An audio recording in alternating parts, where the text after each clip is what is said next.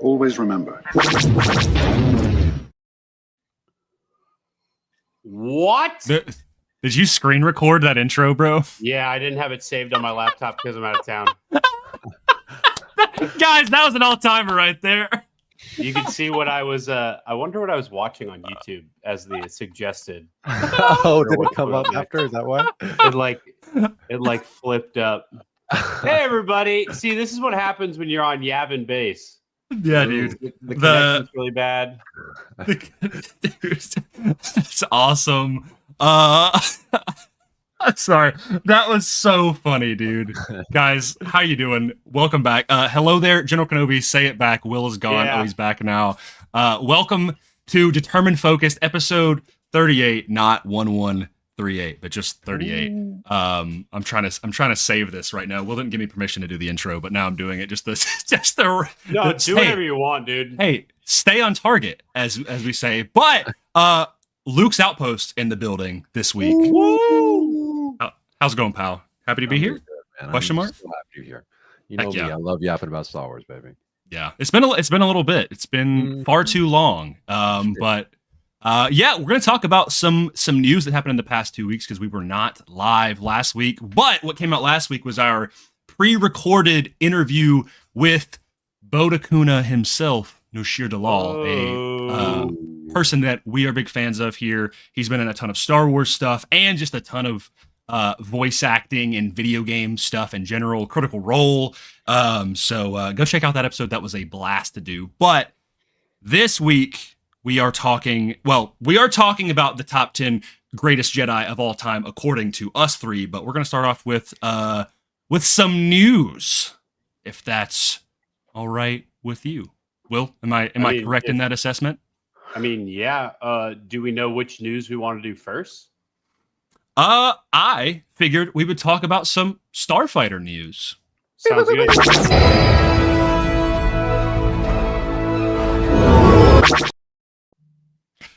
This past week, we found out from Sean Levy himself on can we source the podcast that he was speaking with as well? Kevin McCarthy TV. Kevin McCarthy TV, yes. He's a pretty big interviewer. Thank you for knowing that off the top of your head, Luke. Appreciate you. And he was talking with Sean Levy, and of course Starfighter came up. And we got some news. It was kind of a bombshell from Sean Levy. He was like, "This isn't confirmed, but I'm going to say it." That the official composer is going to be Thomas Newman, who you might know from a couple of other things. Probably most famously, I would say WALL-E. But I'm going to pull up his full discography here, if you will, just so you can get a point of reference of what all he has done as a composer. He has done he's done a lot. Oh, dude, he's done 1917. Dude, he did Shawshank. Praise. He did Nemo, dude. Dude. Oh my gosh, Green Mile, Dude, Skyfall. Dude, Skyfall's goated. That's actually crazy. So Thomas Newman is definitely not someone who is new to the game at all. Even if it was someone new to the game, I wouldn't be opposed, because Ludwig was kind of when he came on for Mandalorian, was kind of new to the game. But Thomas Newman, I mean, he's been around since the late 80s, early 90s doing composition work. So he's got the accolades for sure. Yeah, there's no doubt in my mind that he is going to be good. What do y'all think of this news? I couldn't be happier, dude. Yeah, I mean, especially Nemo. I grew up with Nemo too, so even hearing the soundtrack of Nemo, I'm like, dude, put that in Star Wars. It's going to be beautiful. Yeah, I mean, the guy did 2011's hit "Bong of the Dead," so we have to be excited. What? Bong of the Dead? Yeah, Bong of the Dead. Whoa. This is true. I just found this. Yes, he did do. It's not rated. 3.3 out of 10 on IMDb. It's not. It's not. That could be worse. True. Dude, he was. Oh, sorry. He was the director. Get him. Sorry, Sean Levy. Get him on board. Yeah, dude, that was what Sean Levy saw. He saw Bong of the Dead and was like, "I'm locked in, bro." You know what we need for Ryan Reynolds, or what is his name? Ryan Gosling's Star Wars Starfighter. We need the guy who directed Bong of the Dead. By the way, I should peep in the chat. I completely neglected to peep in the chat. There's a lot of y'all in here. I'm so hey, sorry, everybody. guys. We've got Downcast Bug Focus 5. Thank you for being here. Thank you for reporting in. We've got Focus 3 in here, Colcone. With, by the way, look at that, the shirt with Rosario. We'll be talking so about. Cool. It's so sick. And he's got Sabine Saber as well. Speaking of shirts, we need to plug, since we have our living mannequin himself. Oh yeah, on the pod. Go get your merch. You can't even buy that anymore, but Luke is currently wearing the Luke collab that we did with Tatooine Traders. It's really cool. Yeah, the brown and the green colorways turned out really nice. I love those. And I just because we're fans of them, they're big inspirations of us and good people. Alex, hat guy over at Escape Pod, was also repping it. So Alex, wherever you are, hey, thanks for repping it. Also, just thanks to Tatooine Traders for doing that, because we're big fans. We all three of us are big fans and consumers of his merchandise. So to be able to do a collab was sick. But we got Star Wars Insight Focus 7 standing by, who got his copy of Shadow of the Sith and his little pen.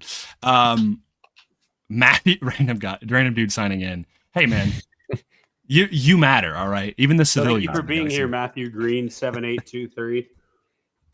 Sunny Focus 9, right? Because yes. Gabby is Focus 10. Is Focus Bozo here right now? She's not here. What a fraud. She's not here. Sunny is here though. And hey, Sunny, I don't know if you saw in the intro, but I did fix the Arabesh for the word 9 in your title. There was a little bit of a typo while flying. It's hard to type and fly an X-Wing at the same time. But that was actually never used. It was just sent in the members 200 member Instagram group. That graphic. 9 was spelled wrong. So, Sonny, it's fixed. Appreciate you being here. It was how was it spelled wrong? It was spelled 8. It's just the completely wrong number. It was a different thing. And this is the first time in a long time that actually wait, hold on. Sonny, you sent a message as soon as I clicked it. Focus 2 is here. Let's go. Look at Focus him. 2. Yeah, there we go. Focus leader, Focus 1, Focus 2. I think let's see how we've got is Focus 4 here? I don't think so. Okay. Well, we had MacMan's Focus 4, right? He's 3. No, MacMan is 4, Cole is 3. Yeah. Yeah. Hey, what is this freaking guy? Dude, you were already on the graphic. Well, now he's also Focus. Whatever. I'm just kidding. No, you're just what we do. Yeah, you and Focus 15. Hey, can I just completely derail news right now, just because I'm super excited about this? Absolutely. Can I open day 1? Because it's day 1. Can I do that real quick? Dude, I saw that in my local bookstore, and I was like, man, I should get that. And I was like, Will's already got it. And lo and behold, just opened it too. Oh, really? Literally. I gotta take the thingy off. What did you open yours, Luke? Yeah, I opened it. Oh, okay. It's the same for everybody, right? I think so. So okay. From what the others I've seen so far, I think it's the same. Okay. Well, I don't know. Yeah, but I don't know what it is. True. So don't go on Instagram. Spoilers. Do not. I gotta open the frickin' tape because Lego uses tape from Fort Knox. Okay. They use bongs of the dead. What? Dude. What? Whoa. Dude, Thomas Newman's 2011 classic Bong of the Dead mentioned. All right. Jeez, could there be any more tape on this thing? Can we get Tatooine Traders to make a Bong of the Dead shirt? Look, there it is, everybody. Merry Chrysler. If you celebrate. And then it opens. The theme this year, I assume from the packaging, is Droid Factory. I would have to assume. So it's all like droid stuff. Okay. So now let me find the number 1, which is right here by the Super Battle Droid. What is it? I'm actually hyped. Dude, It's oh wait, what? Dude, is my thing packed wrong? Oh, it for sure is. It says Babu, like a little Babu minifigure, but it's like a gonk droid on the inside. Oh, what the heck? Yeah, Wait, what? Not What? a misprint, but like I don't know what they call like that type of miss. Dude, what? Here's Okay, wait. I'm gonna check and see if it's just one or if it's Oh, two. he's a Dude, little bro, Babu. if I didn't get Babu, I'm gonna for sure freak out, did, dude. unless maybe you did. No, yeah, it should be one. It's one, yeah. Okay, Yeah. I'm opening two, which looks like it's a like a little droid bar area. It's totally not. It's like a green like probe. Okay, Dude, so you got So that's a double twist. Then you Do you really think won't they know just, what it is. do you think they just put them in the wrong slots, or do you think like the entire thing is wrong? It's got to be the entire thing. If you're 2 for 2 wrong, then yeah, it's got to be the entire thing. So the question is, where is Babu then? Is it the Yeah. last Where day? is Babu? That's kind of cool though that it's completely different now. So now you'll have like no idea what it is. I need you to make a video every day of you being like, "Hey, mine is wrong." So now it's truly a mystery. Ooh, The someone said hunt for maybe Babu Frick. Someone said maybe your inner box is upside down too. Oh, like the box inside the sleeve. So maybe are the compartments all the same size? Yeah, they are. So maybe you need to open, like, try opening 23 just to see if it's Babu. You've just like, effed up your whole advent calendar. That's what it would be if it was flipped, you know?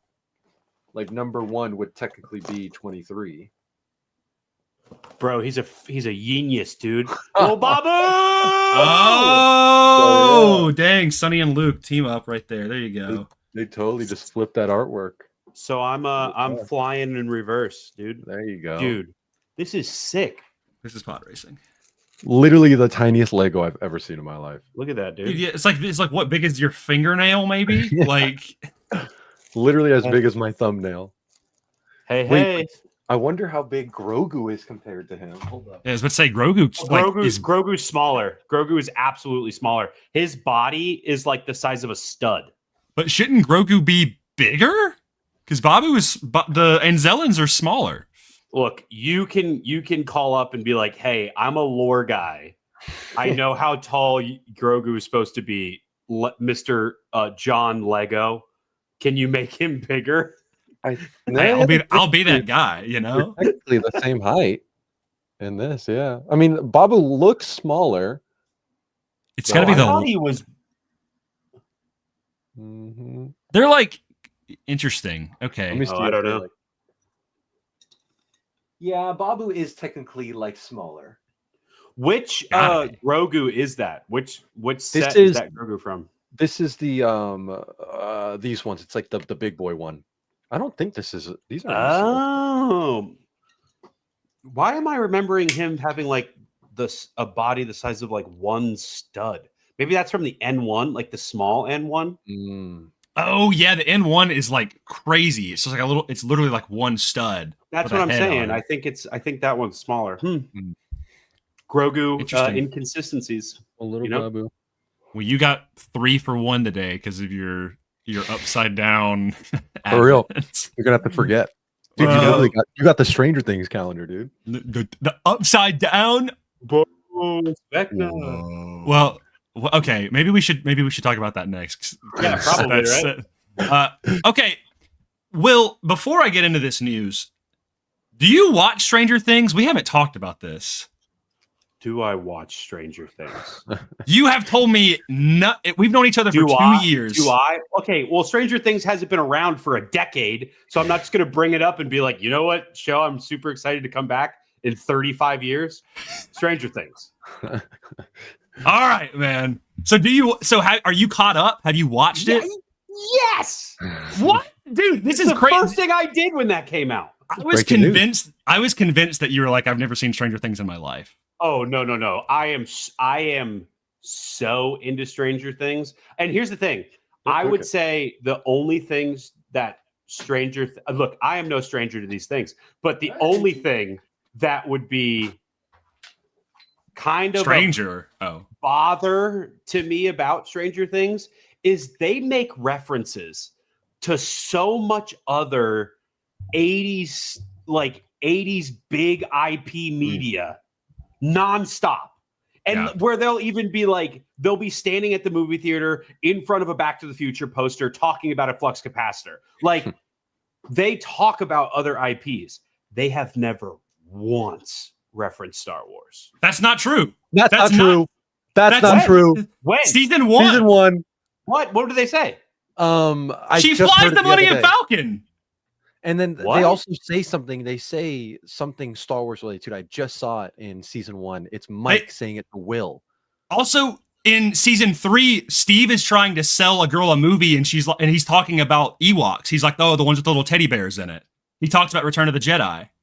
Oh, I definitely don't remember that. I know for sure. I think it's when 11 comes into the basement. I think Mike is talking about it. I think they talk about Star Wars. Yeah. No, they talk about Star Wars a lot. I think they even make a joke that she's like, whoa, she can, they talk about her using the Force because it's like she has the Force. Mm-hmm. What? They talk about Star Wars a lot, dude. I was going on a rant the other night about this. Dude, you look stupid. Mike describes 11 to Will as being more like Yoda than a wizard. That's what it is. I don't remember that at all. Yep. Season 1. And then she's messing around with the Falcon. Don't mean to be that guy, but there was a 5-minute YouTube video that says all the Stranger Things references in the Star Wars references in Stranger Things season 1. Made by Luke's Outpost. Yeah. On YouTube. Honestly, not a bad video idea there. Not a bad one. Okay, so here, the reason we are talking about Stranger Things, this is your warning. We're talking about Stranger Things Season 5, Volume 1. It's been a couple days. It's in batches. I know people haven't gotten around to it because they have a weird release schedule, but you have been warned. This is now, I'm going to give you 5, 4, 3, 2, 1. 11 changed their name to 12. Everyone is 6, dead. 7! Everyone is dead. Vecna comes in and goes 6, 7. Oh, and his camera's off. You did that on purpose. That just blew me up. Here's the news, and this is something that I was very excited to talk about even before it was officially confirmed. That at the end of episode 4 of Volume 5, Vecna's arrival was directly inspired by the Rogue One Vader hallway scene. Yes. And without them even saying this, and Luke, I'm curious if you thought this as well. Before they even confirmed this, I was watching it on my phone the way it was meant to be watched at work. And sitting there in 28-degree weather like this because I was freezing my ass off. And I was like, this is so, I was like, from the red background to the open fire to the throwing the everything. I was like, there's no way this isn't an homage. And then 2 days later, they're like, hey, this was an homage. And I was like, of course it was. That being said, gas, dude. Oh, so good. The last 15 minutes, dude. Insane work. One of their best episodes yet, too. Yeah, I think it's currently the highest rated episode. I did see that. It's like a 9.8 or something like that. Crazy work, dude. Mm-hmm.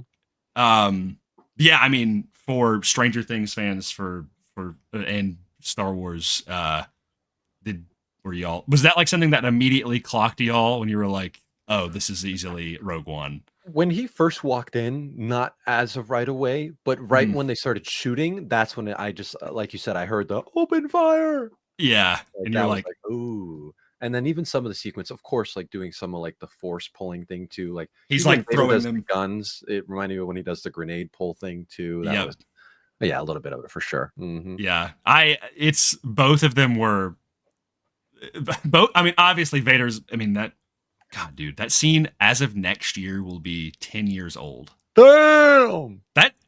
Force Awakens being 10 years old, I'm like, okay, yeah, I'm getting old. But Rogue One being 10 years old is actually insane to me. But Will, did it when you buy? Oh, hey. No, I'm back. Sorry, I didn't know you were gonna throw to me. I was gonna grab. I got it in the mail yesterday. The new issue of Star Wars Insider, and it's for the Force Awakens 10th anniversary. It's the 10th anniversary issue. It's out already? I mean, it's got a bunch of articles for the 10th in there. Beautiful. Oh, sick. Yeah, go grab it if you've got it. Because I know they made like the logos and stuff for it too. But that was a while ago when they made all the logos. Yeah. For like the 20th for Revenge. Yeah, they did. Because I know they had some pins at Disneyland that had like some, and then they did like the comic covers for like Legacy of Vader and stuff. But that's pretty much all we've gotten for Force Awakens 10th anniversary, which is, dude, that artwork, that series of artwork is so classic, dude. That's a wallpaper classic right there. I think those are the IMAX posters, if I'm not mistaken. So they did like 4 of them. They did a Jakku one. They did that one. They did Kylo in the forest, and I want to say they did like a Phasma one. I just saw the IMAX Force Awakens poster too. They had a bunch of posters there. Let me see if I have a picture of it. Wait, it's not going to come up because I'm green screened. I was trying to show you Brandon's headshot from Talking Bay 94. Shout out to Brandon. Try doing it like on your chest. It might work if you kind of hold it near your chest. There you go. There he is. Hey, there he is. There's a little guy. Brandon Wineardy. Yeah, what's up, dude? Let's do. He interviewed Ryan Armstrong from Skeleton Crew. Oh, cool! Because last issue he did is it Robert Timothy Smith who plays Neil? Yeah. Hey Luke, have you watched Skeleton Crew yet?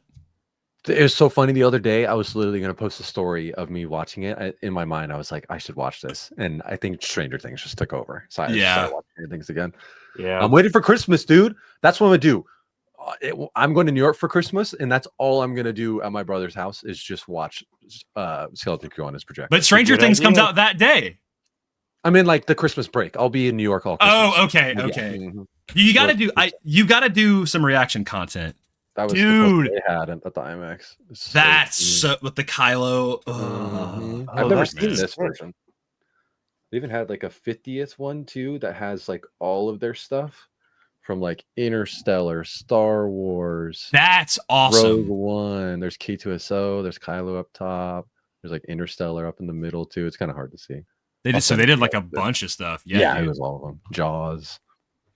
That's so sick, dude. That's badass. I can't. I wish we were getting it in theaters. Yeah.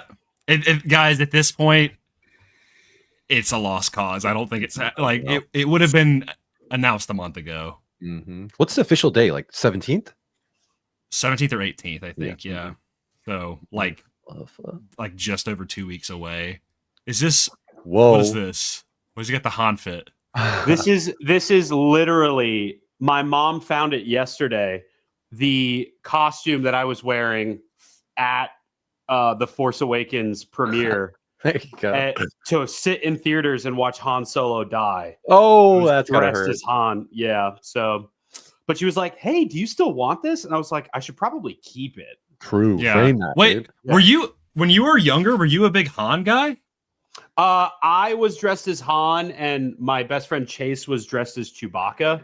Nice. That we went together for it. So yeah, I mean, Han's cool. I'm not like the biggest Han guy, not compared to like you, Grayson. If I had to choose, I would say I'm definitely more of an Indiana Jones guy. Oh yeah. Oh, absolutely. I'm gonna check in with chat real quick because we had some people chiming in. Someone did have a question that I would like to bring up. I'll bring up later. Let's table this for later. About we've talked about this before, but if Luke's showing up in Mando and Grogu, if that's something that's going to happen, we've talked about it before. We'll talk about it a little bit later. Especially, I want Luke's thoughts here. But is that the elephant in the room? Say what? Oh, yeah, is that yeah. the elephant in the room? Yeah, I was like, I don't know if that's the elephant in the room, but yeah, we'll see. But let's see. Did you hear the official green lighting of a new Stargate show? I'm not a Stargate guy. My dad is. My dad likes Stargate. I'll talk to him about it. I don't even know what Stargate is. Is that Star Trek? No, it's a separate sci-fi show. It's pretty big, but it's not. It's been a while. Wes said they just discussed the Lando betrayal in season 1 of their being chased. They're like, oh, that's right. I didn't watch the show. I didn't watch the show, guys. I didn't watch Stranger Things. I apologize. When was the last time you watched season 1? Oh, when it came out. I'm very bad at rewatching stuff. Oh, it's so good. You should go back and rewatch it again too. Season 1 is a 10 out of 10 season. It is. I was just talking to friends about this too. If they did season 1 and that was all they did, Stranger Things would. I mean, obviously, it's going down in history as one of the best shows ever too. But season 1 alone by itself, it would have gone down as like historically just peak. Yeah, it would have been amazing.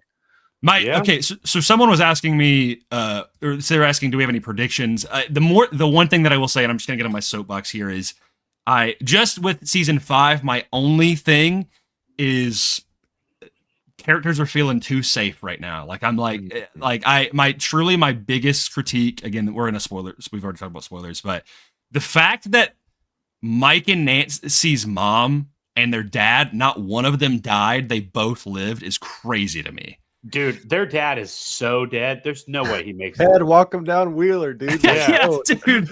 I saw these. I was seeing, of course, all these memes about Ted Wheeler, but my favorite one, because in season 2 they have a Reagan sign in their yard, and they were like, all of these memes of just like him sleeping. They're like, when Vecna does this, Vecna does that, and they're like, Vecna when he criticizes the Reagan administration, and he's like. It just rises out of his seat.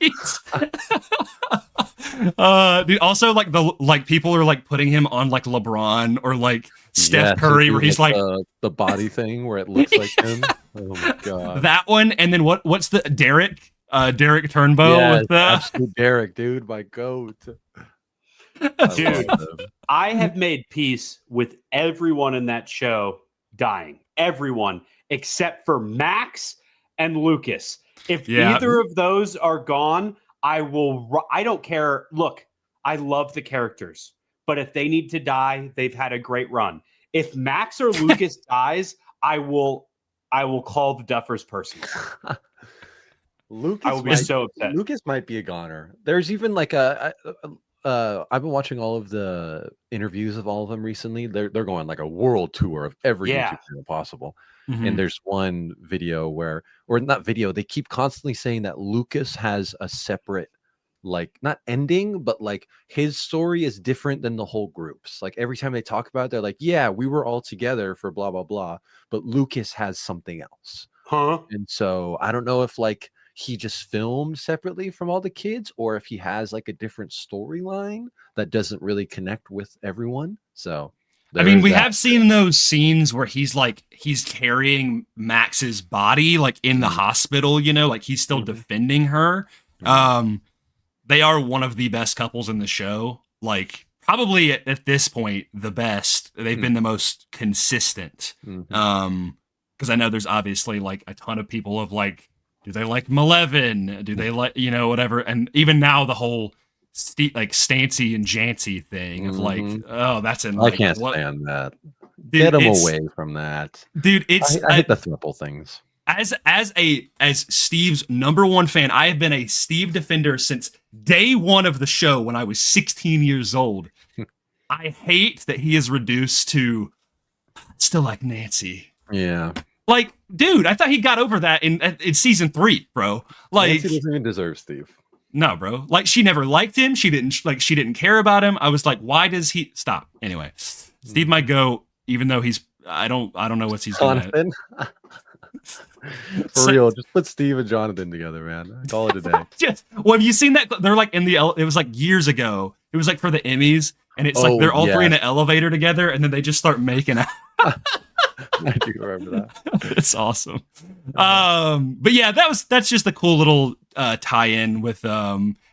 Thank you for being here. we haven't talked about the Jedi yet, but I have to do. Me and Hannah, we like this. All right, we are certified homies. She's in every single one of my Outlaws streams. We are always talking about how. Or I'm always talking about how Hannah knows ball. So, that being said, let's hop over to our next. I think our last piece of news, really. And it's again, it's interesting. I would like to. I think you have to purchase the full article. To be honest, I might purchase it right now. I don't know. That Jon Favreau has spoken about that he has the full script written for Mando season 4. Like that script is still on his desk. Do we have do you have the full quote? Who was it? Who was it from? Who was the article with? It was Empire, right? This was with their new Empire? Magazine. Yeah. Mm-hmm. I was about to say, I was like, I might buy the magazine right now because I wanted to read the full thing. No, the article it's online. There's a full magazine page online. Oh, okay, cool. Yeah, all right. Because I remember there was like a high res one. I might even have it too.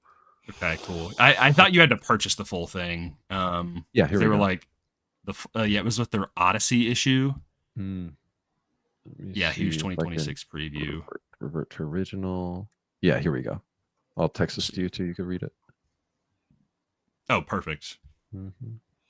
Whoa! Sorry, I didn't read this. God of War Prime video series confirms 2-season order as Shogun director joins the show. Ooh, sorry, that's another show I need to watch too. Shogun.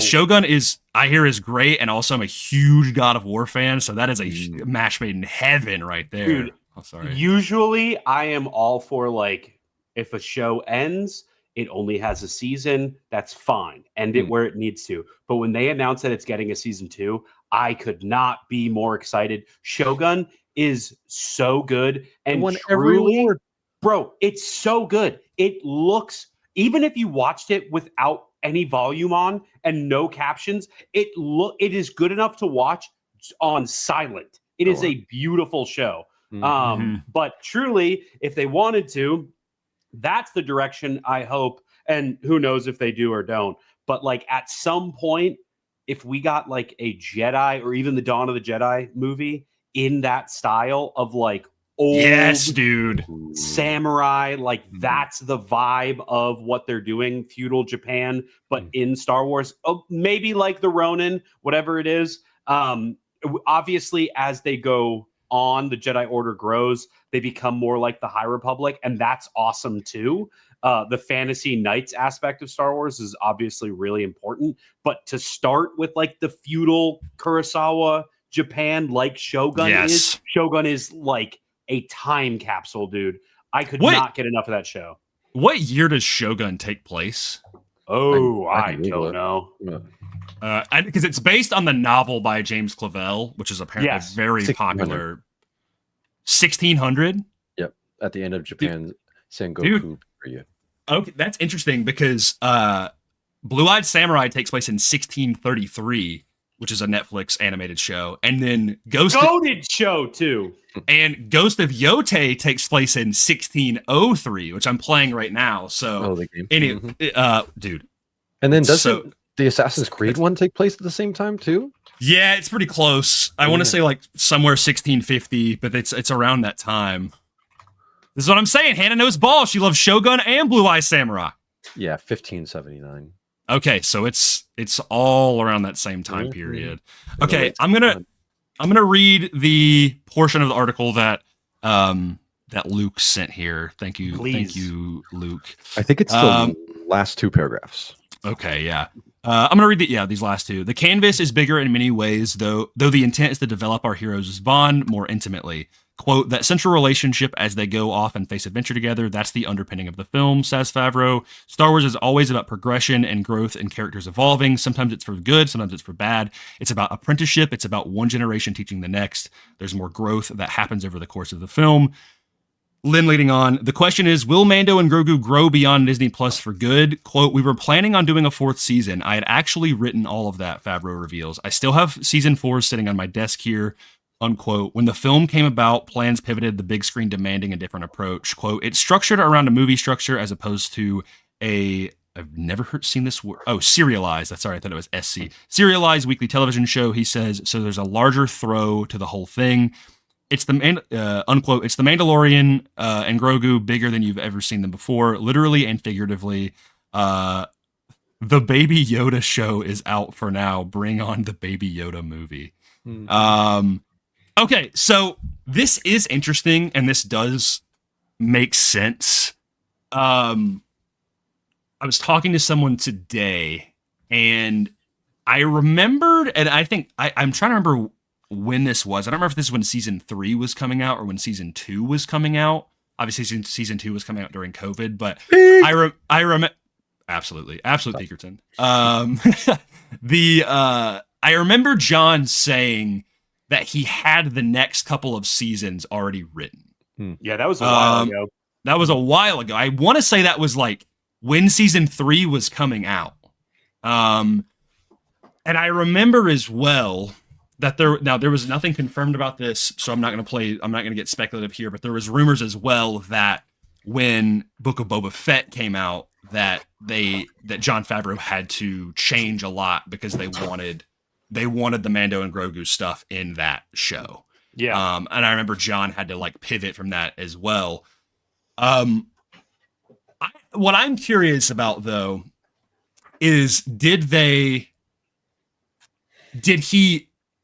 adapt season 4 into a movie, or did he make a separate story that takes place before season 4? Like, is the story completely different, or is it just like, hey, this is like a really big adventure, and if season 4 happens, that'll be the plot of the next movie or the next couple movies? That's where I'm like, kind of, because at this point, I'm convinced The Mandalorian as a show, unless The Mandalorian and Grogu flops in theaters, I'm convinced it as a show is done. I don't know how y'all feel about that though. It can go both ways. Just looking at, I think plans pivoted could mean like their plans pivoted of just doing a movie into the show, or pivoting their actual plans that was going to be a show into a movie. Yeah. I don't know. I feel like knowing them, they're always planning something ahead too. Like with the movie, it's just 2 hours of content, whereas a show, that's at least 10, 20 hours of content. So I could definitely see them still having some leftover for a possible another season. There's no way that their entire season is squashed into a movie, Yeah. I mean, maybe they did like a Clone War situation where like, was it when George came in and was like, hey, I want a movie to kick off the show, combine these episodes into a movie. So maybe it's possible he took like a scrapped arc from Mandalorian season 4, or even was like, oh, this didn't make it into season 4, but I really wanted to do this. But like, I feel like I don't think there's in any world the Mando and Grogu does bad in theaters. Yeah, especially seeing. I mean, I know that's not really a lot of relation, but with how well Zootopia did, I know it's an animated and a kid film, but like Grogu and Zootopia give me the same vibes too. So I don't see how kids aren't going to be showing up to watch a Mando and Grogu film too. Yeah. Which the Zootopia just had like the biggest animation box office opening in like, I forget if it's years or if it's all time. All time. It's the 7th all time best. That's it. Film. And the Mando and Grogu trailer is before it, right? Yeah. So and it's that's like a newer how many version. people seeing it. So that's a good. That's and a good China call. Too, it made $200 million in one day in China. Yeah. Is it out yet? Is it out? Did it come out? Yeah. Oh, okay, gotcha. I'm not a big Zootopia guy, so I was not. It was scrambling. Was it? You would like it. Both of them are really cute. They're good. I've seen the first one. I just have the Shakira song stuck in my head. So. Oh yeah, the first one's banging. I would say the only thing I'm like, I don't think this movie is what season 4 was going to be, is because in this article, him saying that he has season 4 written on his desk, that if that was just the same as the movie script, it would be a little strange that he also has the movie version and the show version. You know what I mean? Like, I don't think that would make sense to have both, especially if he's like, no, I've already got season 4. You would think he would just be like, no, there is no season 4 because it turned into the movie. Yeah. But that he's alluding to it existing. It's just a strange thing, you know? That is true. Like you wouldn't say like I have season 4 sitting on my desk if you had already scrapped all of it into a movie. Right. 100%. It wouldn't exist. It would just be the movie. Yeah. Sonny said, logistically, like Disney's always looking for a way to get people to subscribe. But that would be such a strange format to me, though. I mean, it makes sense, but also like, wouldn't that be like, what about people that just like don't know about Disney Plus? Are just gonna be like, I am waiting on that new Mando movie. Like they just don't know. It's ending. Mando is returning to Disney Plus. Yeah.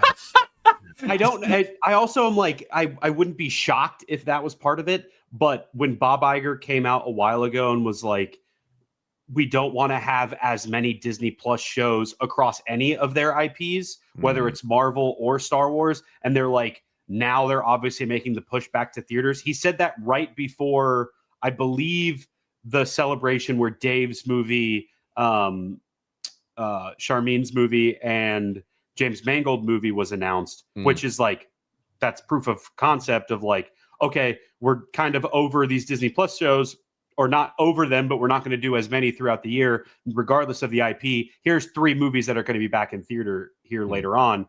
I will say, though, with that, I wouldn't be shocked if a lot of the bridge wasn't necessarily to a Mando season 4. If they leave it open, that makes total sense. I don't think they're going to get rid of the story of Grogu at any point. But if they are going to bridge it into something, it's going to be Ahsoka. And that's why I think Ahsoka is going to be at the end of the year. Yeah. Like, especially with the Zeb stuff too. Like they talk about an article of like Zeb being like kind of the marketing for that almost of like, which is I'm cool with. Ahsoka season 2 is going to be, it's going to be the greatest thing ever created. Dude, it's, I just rewatched the last few episodes of season 4 Rebels too. And just the mystical world between worlds, the whole wall, the Mortis cause. It's just like, and they're just going to elevate it even more. Dude, could not be more excited. My God. I'm gonna get into it because when we talk about the last couple episodes of Ahsoka, I rewatched them today, and there is just, you know, I'm just like, I love it, dude. It's so good, and it does. Beautiful. We'll get into it later. We'll get into it. But now we're talking about Mando and Grogu stuff. I wanted to bring up the one question, the elephant in the room. Will and I, we've talked about this. Luke, I'm curious your take. Will Luke Skywalker or any sort of legacy character show up in Mando and Grogu? Ooh, I didn't really think about the Luke stuff as well, too. I don't know. I think maybe even Ahsoka. Like, I feel like it matches up with production wise that they could have easily had Rosario come in and do a scene or two there as well, too. Mm-hmm. So if that was the case, though, would Mando and Grogu take place before Ahsoka season 1? Because what is the timeline for this movie? Is this? We don't know.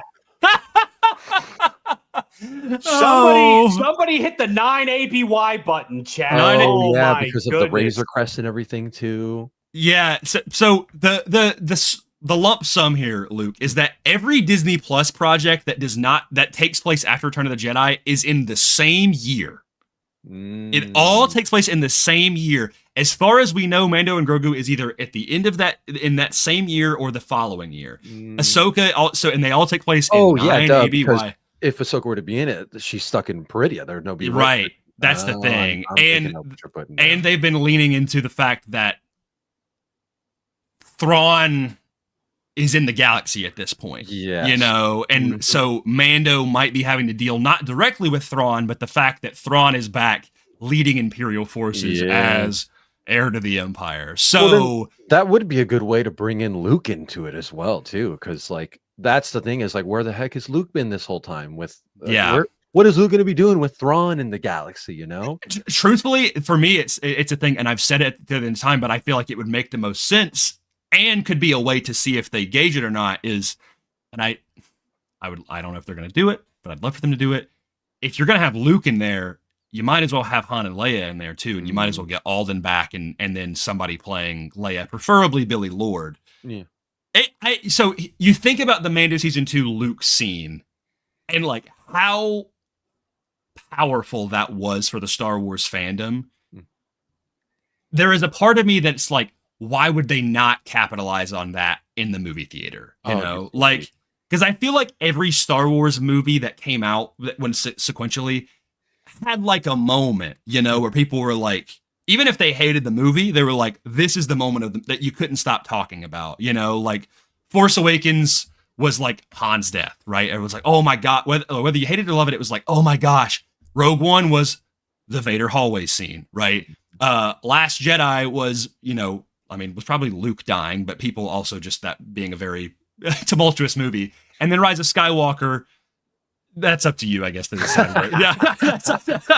I mean, there's a lot of people are talking about. I think probably the Rey Skywalker moment, you know. Yeah. That being said, like, with Mando and Grogu, the fact Luke is around, Han is around, all of them are around, right?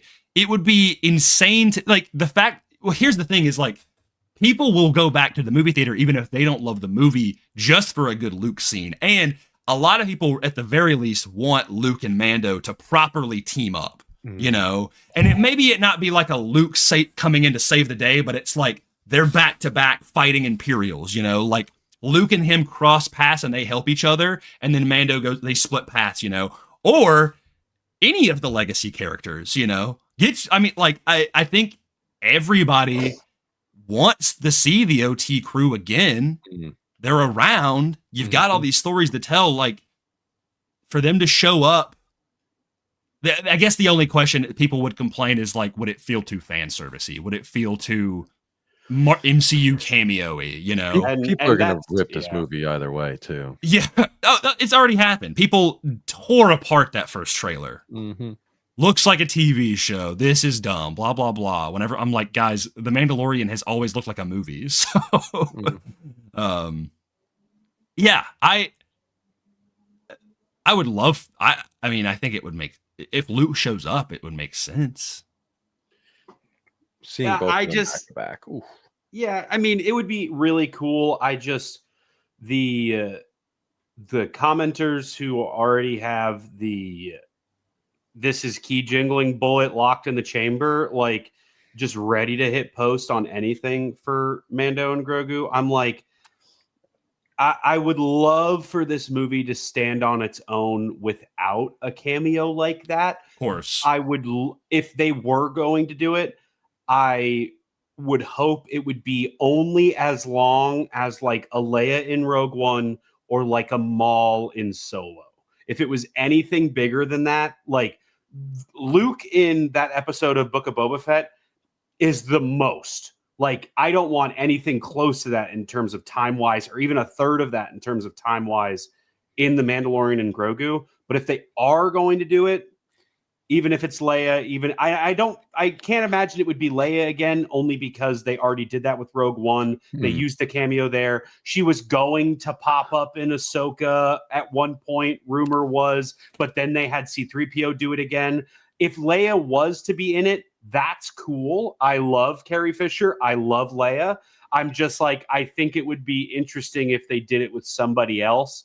Bro, I'd love to see a Chewbacca. Are you kidding so me? Here's what I was going to say. Here's what I was going to say. I was like, honestly, out of all of them, if it's going to be one group that shows up and helps out, either Han and Chewie or Lando, Donald Glover's Lando to show up. Yeah, give me a Lando, dude. That would be sick. Just because everybody, like, some people dog on Alden, but most people really like him, but everybody really likes Donald Glover as Lando. And for like, but it would be, I mean, it would be sick if, you know, Mando and Grogu are in the Razor Crest and then they're like, hey, like, they're doing a thing for the New Republic and the Falcon comes out of nowhere and they're like, and they team up just briefly, you know? They could thread that in plot wise, especially with like Han being presumably out in the underworld, probably working for the New Republic at this point to be like, hey, I'm going to go talk to the criminal underworld people. And then Mando also doing that as well for them to be like, to run into each other and be like,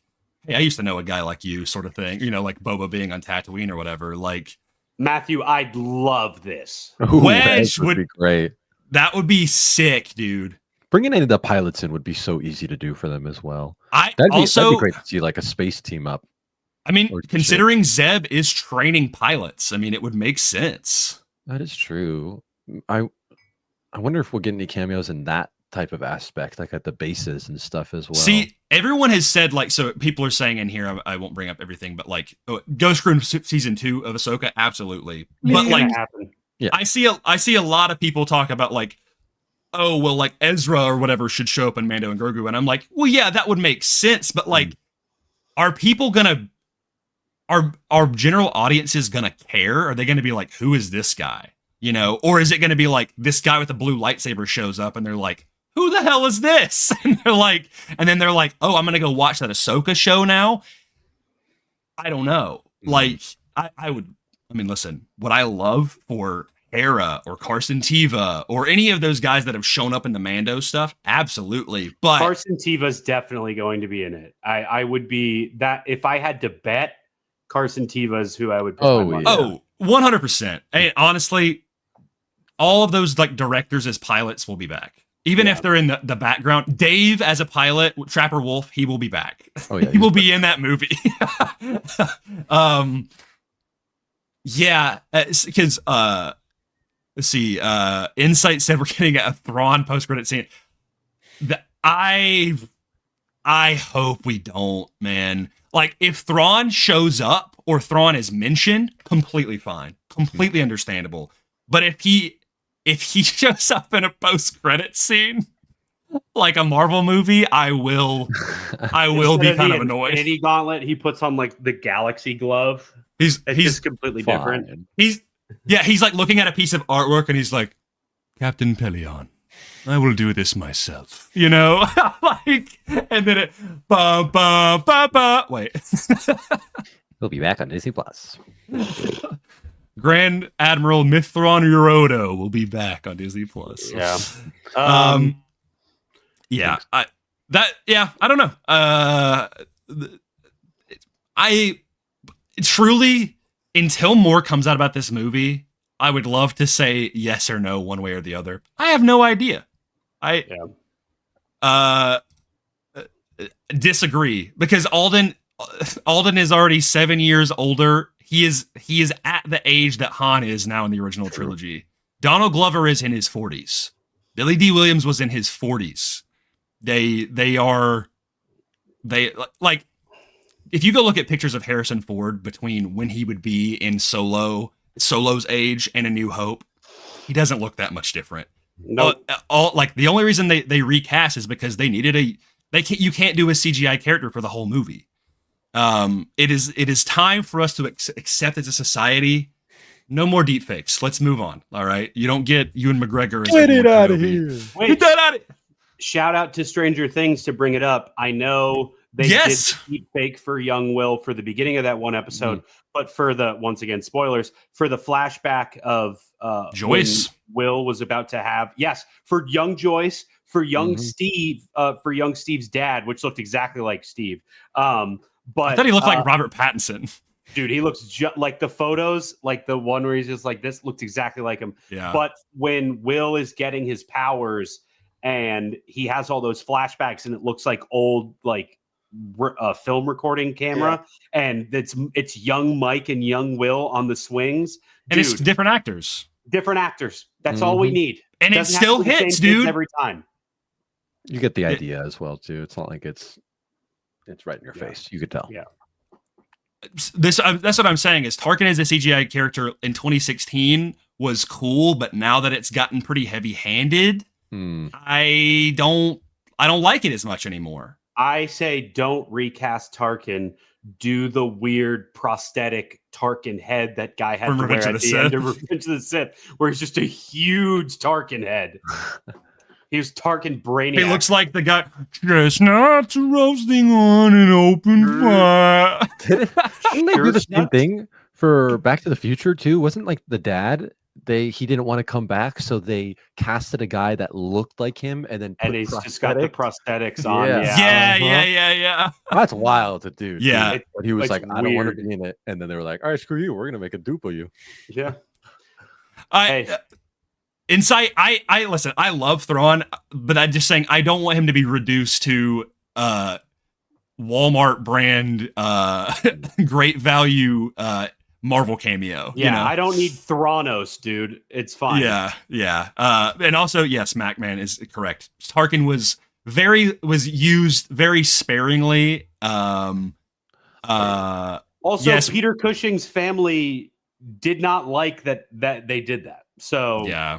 You don't need more of that. Just use somebody else, let somebody else do it. You've got here, I've been saying it till the end of the time. You've got Graham Hamilton as Luke. Just let him be Luke. He looks like him. He sounds like him. Just let him be Luke. You've got Alden Ehrenreich as Han. He's already been Han. He's a great Han. I sound like Donald Trump right now. He's a great Han. You got Alden. Alden's great at what he does. You got Donald Glover. Love him, childish Gambino. Donald. No matter what you say or what you do. What he wants. Best name. Oh God, this might be our most unhinged episode yet, to be honest. Anyway, you've got Billy Lord, you've got Carrie Fisher's daughter, who is the spitting image of Carrie Fisher, loves her mom to death, would crush it as Leia despite her already being in the sequels. I don't care. You've had multiple people play multiple characters in Star Wars, it doesn't matter. Freaking Ahmed Best plays 3 different characters in Star Wars. 2 of them have the same face, it doesn't matter. And then you've already got Jonas as to come back as Chewie as every Wookiee ever. Oh yeah, he's like everything. Like you've got the lineup right there. You don't need it anymore. Anyway, that's our soapbox on The Mandalorian and Grogu and the season 4 thing. Can we rank some Jedi now? Let's rank some Jedi. After an hour in, we are ranking Jedi.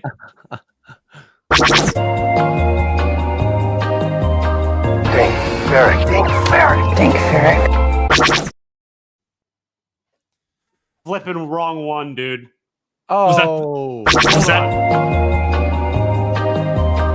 Think ferret. There we go. New rank Ferric. We have a Go logo. Come on, everybody. I should just delete that one. Go ahead, Will. Go ahead and get it out of your system. Welcome back to Rank Ferric, everybody's favorite segment of Determined Focus, where we do rank stuff. Indeed, don't call me Uncle Owen, because I'm not farming moisture. I'm farming clips, baby. Oh, let's do some stuff. We don't really have a big game tonight. It's this is the game. It's time to play the game. Just one game. You posted a graphic of what website made this list of the top 10 Jedi? The top. Oh, hold on. I think it was Comic Book. Let me see. I feel like it was totally wasn't. It was slashfilm.com. Slashfilm. Made the fifth. Now, here's the thing. Their list was 15 strongest Jedi of all time. Which is a completely different list. That is different. That is a little different in terms of power levels. Well, we are talking about us 3. We all have our individual list, and Will and I, even Luke, we've talked about it. Like, we've all talked about the best Jedi of all time, but we, as Determined Focus, and with your help as well, we're taking influences here, are going to be making a curated top 10 greatest Jedi of all time. That means being a good Jedi, okay? That is not power, that is not whatever. It can mean a lot to a lot of different people. Everybody has what they think what it means to be a good Jedi, a great Jedi, but we figured we were going to take our crack at it and go put it out there for the world to see. I made my own top 10, but I know this one's not going to stick. This is just to kind of have like a level of like who I want here in the rankings. Should we go person by person though and talk about 10 through 1? I do think we should start lowest to highest, and then we can be like, once we kind of have a base list, we can go back and be like, okay, should this character be higher than this character or lower than this character? Right. So yeah. All right. Guest goes first. Who's at the 10 spot, Luke? At the number 10 spot.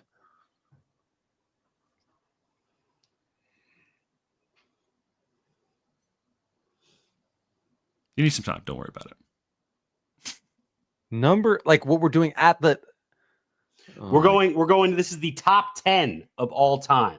We could start at number 1, and then because our ones are probably all going to be different, and then maybe see if we need to like bump them down. But I don't mind. I just know that 1 will probably be the longest conversation we have. Yeah. Yeah, that's true.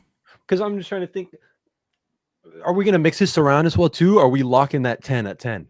No, we can play around with this. This is just feelers right now.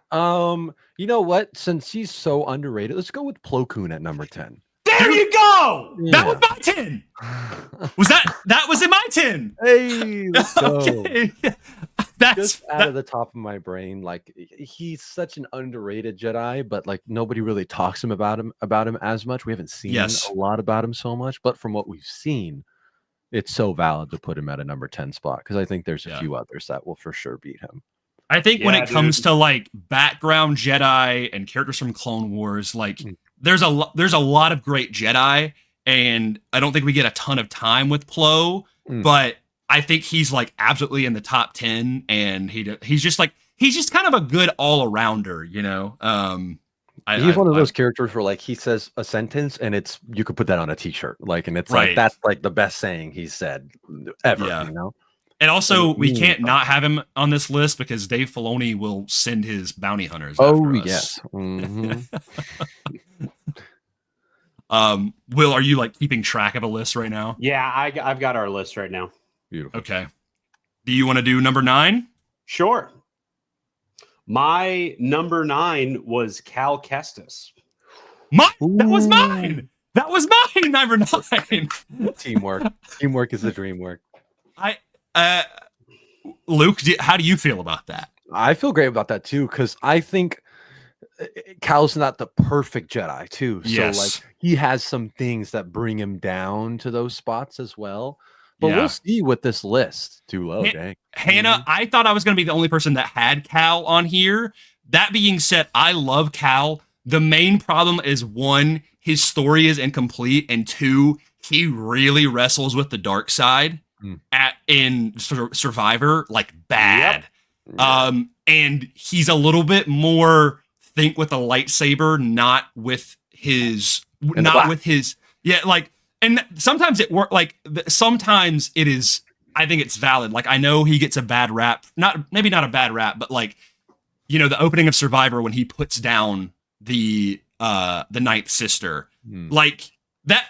To be fair, she had chosen time and time again the dark side. Like, it made sense, right? There's a time that eventually where a Jedi's like, all right, there's nothing I can do to help you anymore. Because he did, like, people tried to reach out to her. That being said, he also, like, you know, he put down a lot of people in Survivor that didn't need to be put down, you know? And I love him. I love his I think he's a phenomenal character. But when it comes to the struggles of a Jedi, I think he does more good than bad, but I do think we need a little bit more of his story before we see if he's going to go higher or he's going to go lower. I like that. Yeah. Yeah, especially with all the dark side stuff too. Like he's definitely killed people that needed to be killed. Like, you know, if you don't kill that person, then there's going to be another 100,000 people that are dying because of that. Yeah. You know? So like that I totally get. But like you said, there's some people he just glocked down that just didn't need to die, or and you live in his brain playing the game too, and we're gonna see more Jedis on this list that were like, yeah, for sure, their mindset is completely different than what Cal did. And Cal is at a point where he is a survivor. He is in a wartime. He is a borderline Jedi refugee. Like he's thinking more survivalist rather than he's not in the High Republic era, you know. He's not in this like, oh, I've got it all good. I have like all of these resources. It's like he has to make the cut and run at a moment's notice. And why he is in the top 10 is his decision to destroy the holocron at the end of Fallen Order. That is the one of the best, most Jedi decisions of like, hey, we don't need to have this prescribed list of who all these like nobody should have this, right? Yeah. Like it should be up to the will of the Force. They need to be safe, and this is the best way to keep them safe so it doesn't get into the wrong hands. So, yeah, that's you, bro. Okay, we have 10 Plo, we have 9 Cal. That's crazy. Beautiful. Grayson, what's your 8? For my 8, I might get some flack for this, but I might get flack for this either for her being too low or not even deserving to be on this. But I think she absolutely deserves it, and I think you both agree. My number 8 is Rey. Rey could go higher. I could be convinced for her to go higher, but my 7 above I think are just slightly better. Rey was a lot higher for me. Well, not a lot higher, but Rey was higher for me. And I could be convinced for sure. There's some on here that I'm kind of like, yeah, I could see her being higher, but for me, it's another thing of like, there's still so much of her story that I feel like we haven't seen yet. She's such a kid, technically, still, you know? Yeah, it's like, I feel like you get so much more time with Luke in the OT as opposed to Rey as a Jedi. Like, Rey is really only a Jedi towards the tail end of 8 and 9. But I don't know. I think I could be convinced her to go higher, but Rey necessarily hasn't made like decisions like Cal has, where like she obviously hasn't really killed anyone, but like I think her mindset, she's just made bad decisions. That's all. Like she's made mistakes, but not like where Cal has killed people and murdered people. You know, right? Like I don't really see her doing anything wrong towards people. Her mindset is so different compared to these other Jedis. Rey Skywalker, Raw 84. Rey Skywalker. Stars Insight, don't rage bait me right now. I hope you're joking. I know you're a homie, bro. I think you're joking right now. Yeah, don't start, dude. Yeah, like Rey is really well rounded. I just think that there's like there are characters that go a little bit above and beyond her, and I will explain those reasons why I have these characters. There's one that y'all are gonna boot off this list because I'm gonna be like, people are like, who the hell is that? But some of y'all will know, but I'll get to them later. Bro has Jolie Bindo at number 2. No way. Just kidding. No way. I'm just kidding. Dude, Geode is goated, but he's not here. Geode is goated. All right, we got to fill in. I have Rey higher on mine. I have her admittedly at my 6. I was thinking anywhere from the 6 to 8 range. Yeah. I do have her above Ezra. Okay. I love Ezra, but I have her above Ezra. Ezra is my 8. I don't have Ezra on the list at all. That's crazy. I will say it's crazy because Ezra does what Cal Kestis can't, I feel like, in a lot of ways. But he also does some worse things. Season 3, he messes up bad and he kills a lot of people. Yeah. But he never blew up a Death Star twice and killed way more people. When did Cal do that? Luke Skywalker did, and Luke Skywalker's the best. So what are we going to talk about here? Okay. If we're talking bodies, him, Luke didn't destroy the second Death Star.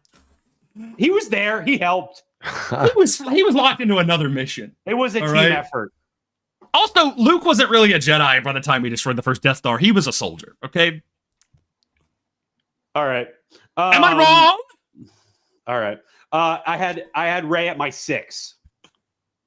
I think Rey should be a little bit higher, but also, look, I know I always do this, but when it comes to iconography and when it comes to the real world of like who people see when they talk about Star Wars, Rey is one of those faces. Oh, absolutely. Yeah. And more so than an Ezra would be. I'd put Rey higher than Ezra. Absolutely. I agree. I did. Yeah. Ezra's done some good too, but I think he's done too much dark side stuff too. Rey is at a 6 because Rey is a great character. I would love to see more of her character. I want to see more of her character. I expect to see more of her character. There is no way that top 5 spot even comes close to Rey. So that's why she's at my 6. I think she has the potential to be in the top 5 down the line. We don't know. We have to see more. But as of right now, I have her at 6. Luke, where would you put Rey? I kind of like where Rey is right now as well too. At 8, Yeah, I don't hate it. I'm okay with that. but I'm just looking at the other Jedis too, and it's just,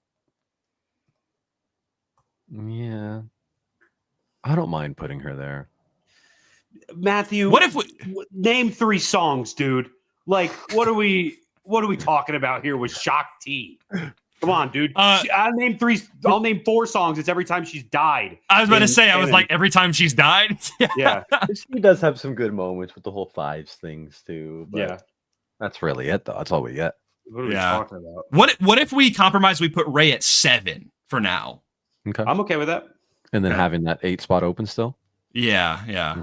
I'm okay with that. Star's insight is killing me, bro. I can't put this up, Star Wars Insight. I can't put this up. That's crazy.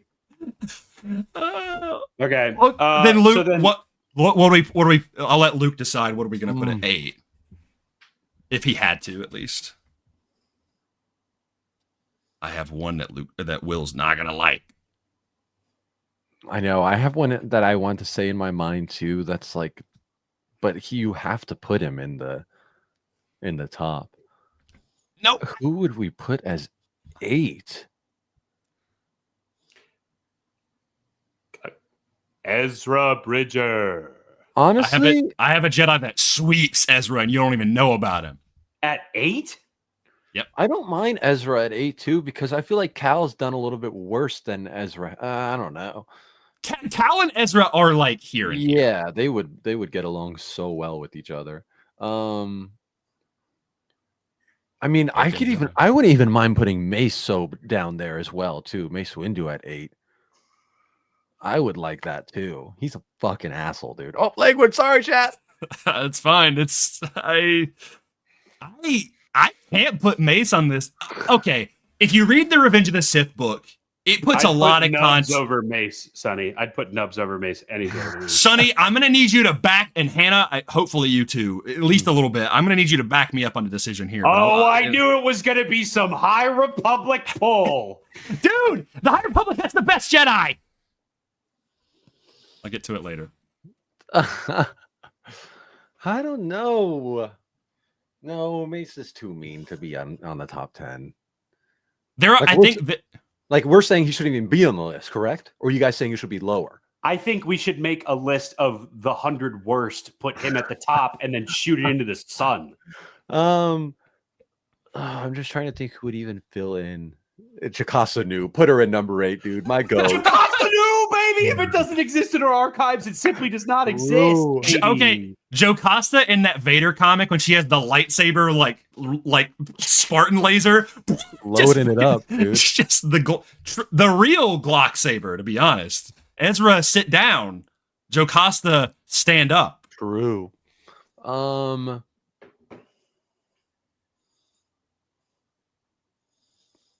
Dude, I'm telling you, it's Ezra.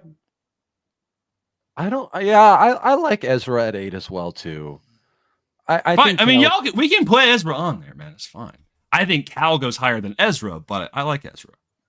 Same thing with like Rey too. Like, I'm really curious to see how older, like young Ezra is just a kid making mistakes too. You know, like he's just sure influenced too. Where this Ezra is so at peace. He's so like he knows his position in the galaxy, and now it's a whole different. Like, he's in a completely different position than being trapped on a planet, you know, like now he's in this Republic era. So I think I like Ezra there. All right. For now, I'm fine with putting Ezra at 8, just to have that spot filled. I've got some other picks, but you know. All right. So currently at number 10 is Plo Koon. At number 9 is Cal Kestis. At 8 is Ezra. At 7 is Rey. We have to fill in the 6th spot. Who goes next? Number 6 or 10.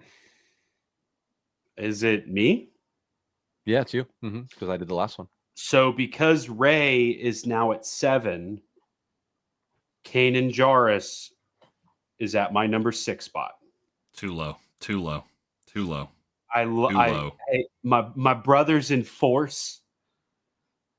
There are some other Jedi that beat out Kanan Jarrus Grayson, should I cite the top 5 true Jedi list that we did a few months ago where Kanan was everybody's bench man?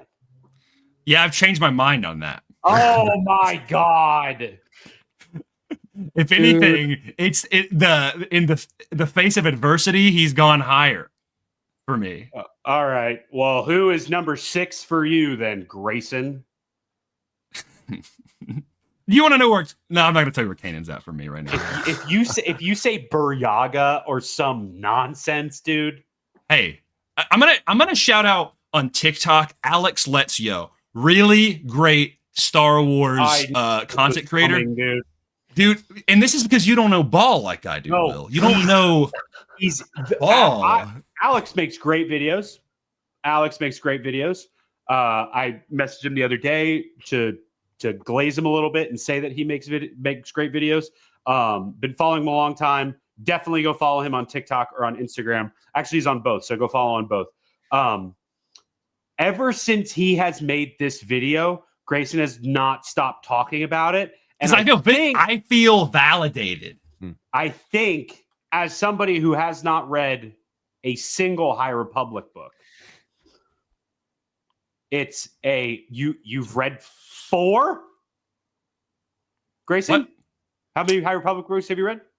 Light of the Jedi. I actually no. Yeah, well, it's like 3-ish.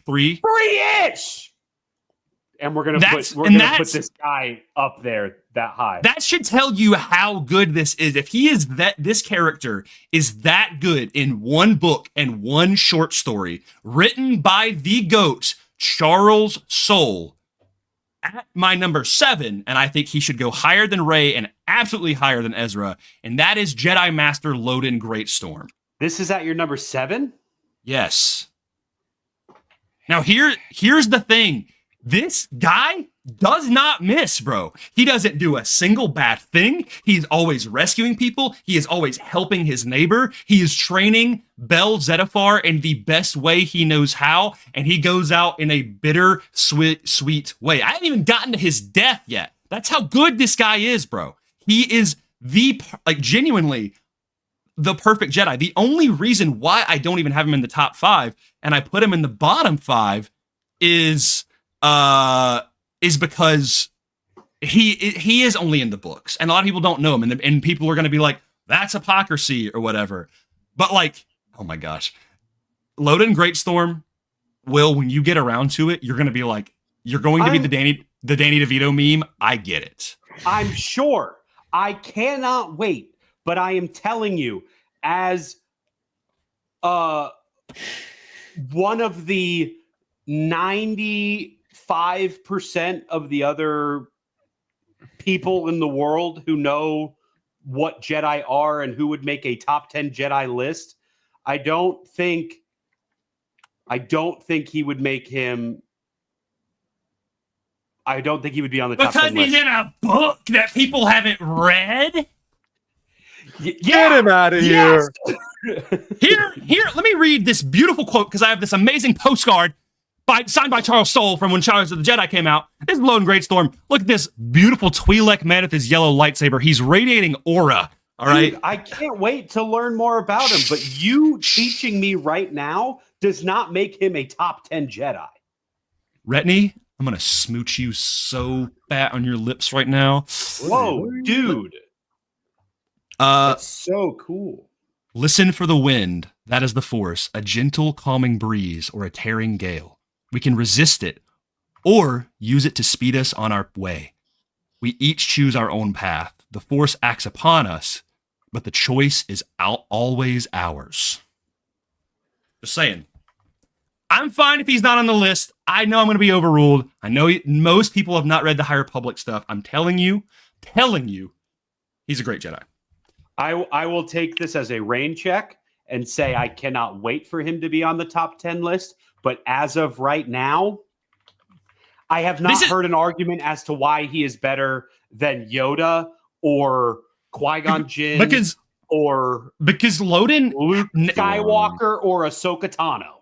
Because Loden is truly, he is the better version of Qui-Gon Jinn. Qui-Gon Jinn does, and I have Qui-Gon at above Loden for you. I'll see you guys later.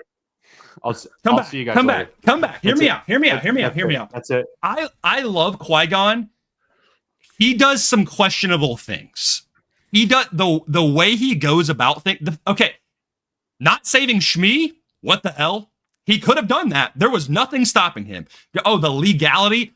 Hey, you're in criminal space. You're a Jedi. The Republic doesn't have jurisdiction there. Him swindling, swindling. What's it say? Like just straight up. Like I was like, that's not really you Jedi. Can't like save everybody's mom, okay?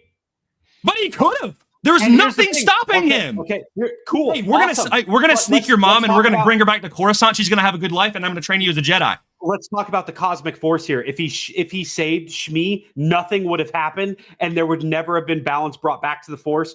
Luke Skywalker. You don't know never that. Happened. You don't know that. Trilogy. Yes, I do know that because it happened the way it happened, and it still worked out, and we got the balance of the Force. But here's the thing: is it may not have ever happened, and Anakin might have still brought balance to the Force by defeating Palpatine before thousands upon thousands of Jedi and millions upon billions of people in the galaxy died from the Empire's slavery. Ever think about that son? And Shmi could have came back, and then Anakin would have built a robot suit out of cheese. This is all just as valid, bro. We don't know. All we know is what did happen, and the power, the will of the Force made it so it happened. And the balance of the Force and the Chosen One prophecy. We'll get to Qui-Gon in a second. All I'm saying is the fact that because even I haven't read all of the High Republic stuff. I get it. That being said, your reasoning for why he should not be on the top 10 is I don't know enough about the character. Despite me like no. And it's like, to me, it's like you only watch the prequels and you never watch the original trilogy. You're like, hey, I don't know about Luke Skywalker. He shouldn't be on the list. Okay, no, because I can get. I've never seen Clone Wars and Rebels and Ahsoka, so Ahsoka shouldn't be on the list. Dog, I can get a Luke Skywalker action figure in Target right now. But you're not gonna know. You can get a Darth Maul action figure. I can't get a Loden Greatstorm action figure anywhere. So, but him having an action figure is what quantifies him as being a good Jedi? No, but you're saying, oh, I haven't read the one book that he's in. Yes, I don't know. Okay, I don't know anything about the character. I'm not saying he's not a great Jedi, and I cannot wait to learn more about him. And I hope he is my number one Jedi of all time after reading, and my socks are galactically blown off after reading as much as I can about Loden Greatstorm or whatever his name is. But as of right now, like a third of people. That's why I only put one of them on there. That's only why I only put one High Republic Jedi on there. I could have put 3 more on there that would have beat Ezra and all of them. Popularity isn't a factor, it's iconography. Dog, if I went up that's why I have 6 other Jedi above Loden. Put him on the list. Put him on the list. No, it's fine. I'm being overruled. No, we're putting him on the list. I'm putting him at number 6. He's better than Cal Kestis. Hannah, remember this. Remember this. We can take. How do I spell his name? Because I don't even know it. Luke's like, I'm never coming back on one of these ever again. What is it? I don't know anything about him, so I can't even. There you go. Just put him on an honorable mention. It's fine. Because I have 6 Jedi right here that I'm looking at. That there's no way any of these 6 aren't on the list too. So now I'm curious to see what you guys have for the rest of it. I have the objective 6 that like there's no chance none of these characters make it on the list. My thing is that I had Loden and no Ezra on the list. Dog, I am okay. So where do you want? What is his name? Loden Greatstorm. No, I don't want Loden on the list. Loden wouldn't want me to have him on the list. He doesn't want that. All right. I'm putting him at number 7 or at number 8. And when I make this graphic, that's who's there. So dude, it's gonna do numbers though. It's gonna do crazy numbers. Probably because everybody's gonna go, huh? Good. They can educate themselves. Okay. So we still have to fill in that number 6 spot. That's where I have. Should I actually? I'll wait. I'll wait for Luke. Okay. As of right now, at number 10 is Plo Koon. At number 9 is Cal Kestis. At number 8 is the High Republic's own Admiral Enigma. And at number 7 is Rey Skywalker. Rey Skywalker. Is that pretty good? What? Luke, are you eating? Yeah, I just ordered food. What'd you order? Yeah, you can eat. This is where I have above Loden Greatstorm because I'm not stupid. I have Qui-Gon Jinn. At number 6? Yeah, dude.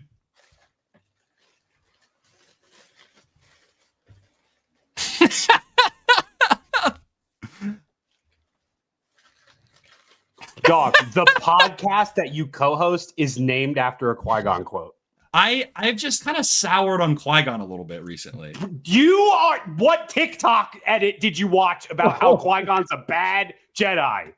I don't like the way he goes about things sometimes. Oh my God. And then we're gonna read a Qui-Gon story in a month and you're gonna be like, find Qui-Gon the goat.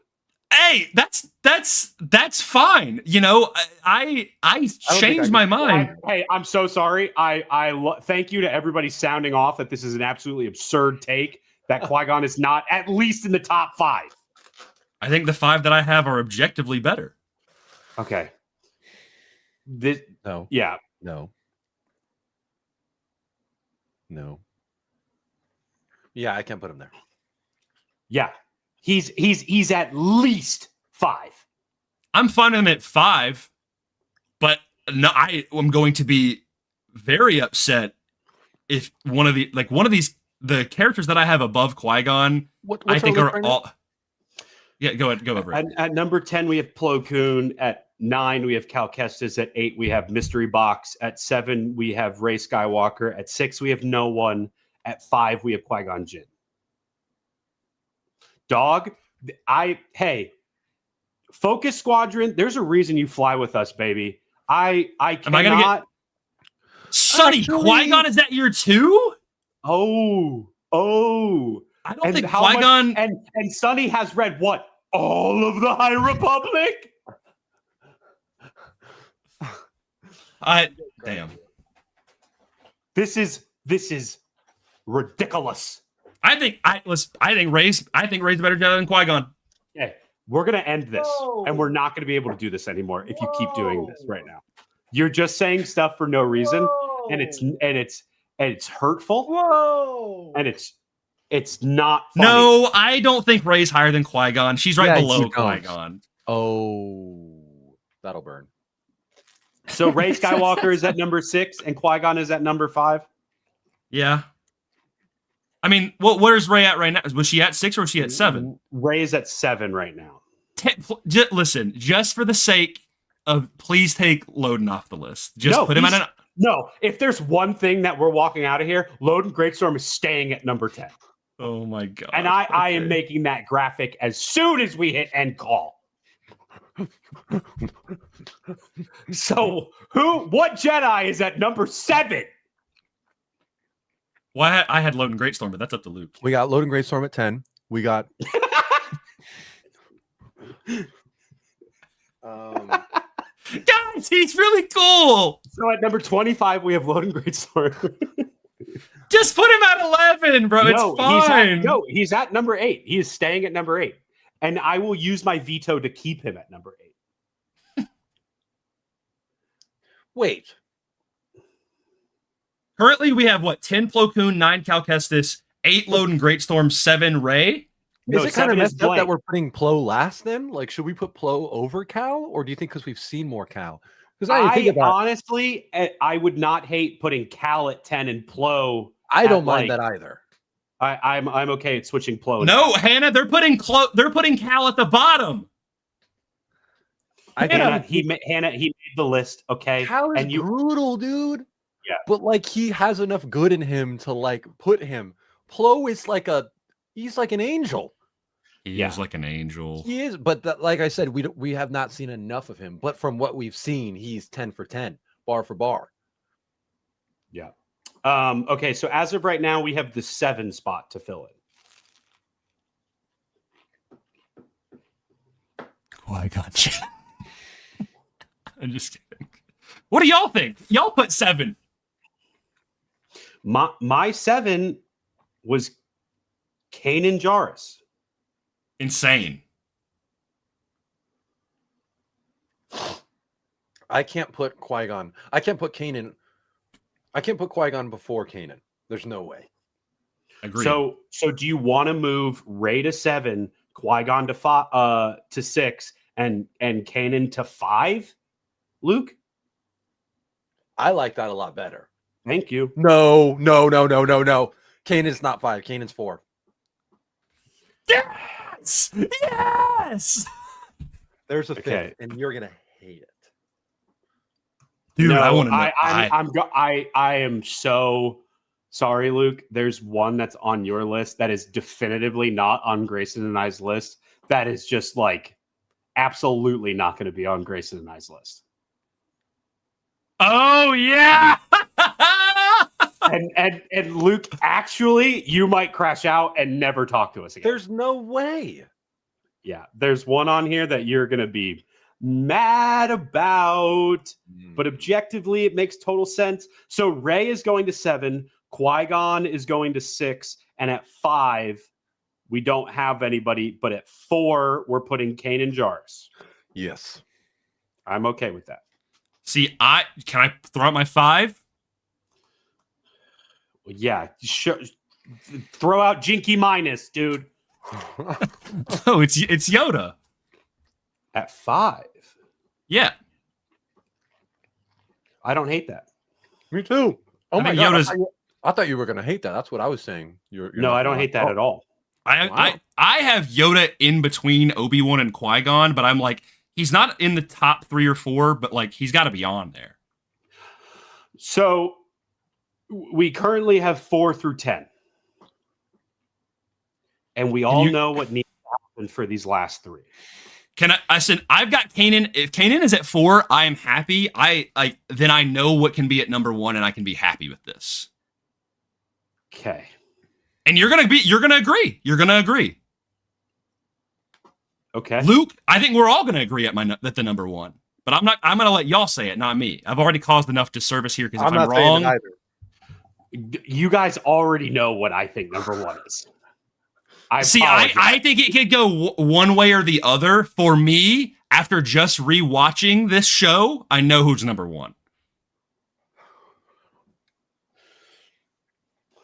Okay, can I say who number 3 is? Sure. Obi-Wan Kenobi. Agreed. Valid. Okay.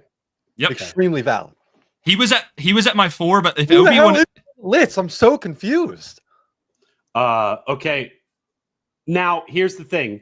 This last 2 spots. Yoda is never number 1. Sorry, 27. Yeah. We can't. Sonny, I I treat Yoda less harshly than most, but even me, I'm like, I can't quite put him up there. He's Agreed. like where like Cal is like good stuff and bad stuff. You know, Cal has more of the bad. Where Yoda, it's like this too. It's like he has so much good things about him, but then also like, why did he let this happen? Why is he doing this? Like, I don't put a lot of the failure of the Jedi directly on him, but that being said, he is the leader of the Jedi, and a lot went under the rug with him. Like, and there's a lot that I think he knew was going on and didn't really do anything about. He's the wisest Jedi and maybe the most powerful Jedi of all time. But he's got his flaws for being, So let's talk about who number 2 is then. 1 or 2 for me can go either way, but I have my 1 and 2. Any day of the week, 1 or 2 it flip flops for me. Same. I have a personal favorite, obviously, but my personal favorite is 2 people. So one of them has to be number 2, and one of them has to be number 1. My top 2 I have tattooed on me. Both of them. I'll say that. Okay. One of those, I am so sorry, is probably not going to be on this list, Luke. No, I think it is. Luke, who are your top 2 then? Ahsoka and Luke. That's what I was saying, bro. I was like, Okay, I don't think okay. he has that character tattooed on him. Okay. What character are we talking about? Anakin? Oh no, hell no, dude. Get him He's out not. of here. He's not. Yeah. No. We all love Anakin. Anakin's a great character, but when it comes to being a Jedi, bro is Bad. buns. Oh, he doesn't care. He is his own CEO. He doesn't care about anything, anyone. Like, it's let me get my job done. Yeah. Yeah. Like, okay, dude, Luke's Luke's Luke's outpost. everything Anakin should have been. No. So, Agreed. so I thought you were talking about Ahsoka. I was about to leave. No, come on. Hey, who are you talking to? Is Ahsoka at 1 or is Luke at 1?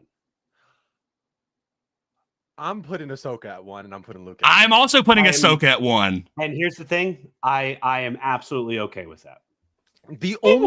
The only like negatives I have about Ahsoka is Ahsoka season 1 with the whole like Sabine thing. That's the only like negative thing I could think of her.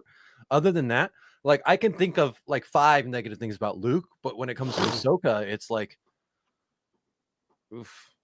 She's like on par with Obi-Wan when it comes to being the perfect Jedi, but Obi-Wan, has all the stuff with Anakin, so that's what. Like her greatest flaw is the fact that she just kind of buried herself into being a Jedi, and even then, she's not like killing people; she's just like hermiting, And I'm like, most of the Jedi here did that at one point or another. Like when we had this conversation months and months ago, I kind of fixated on like the warrior side of her, but I'm like, even when she is a warrior, she's trying to save people. It's like she never straight up kills a Mandalorian.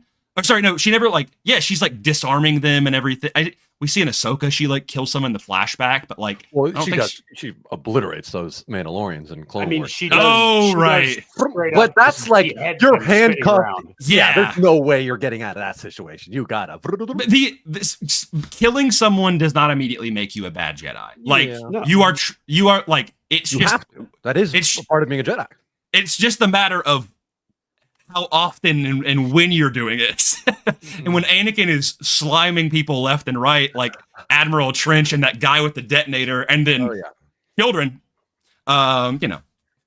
it's kind of. Hey, Macman, I love the sentiment here. I would say Anakin is probably at his best in the Clone Wars. Sure. However, a few years prior, this guy was in a field of grass saying they should be made to, and all of that. So probably not the best for, And I mean, he's a great character. He's a good warrior. He's a great soldier. He is for sure. He's leading the worst Jedi. Like he's when we're talking about like that Cal level of stuff too. Like he's in there. But I think all of this just comes with maturity too. Like. We're looking at all these characters when they're so young. If Anakin ever had the potential to flourish the way these other Jedi, he would for sure be in the top 5 without a doubt.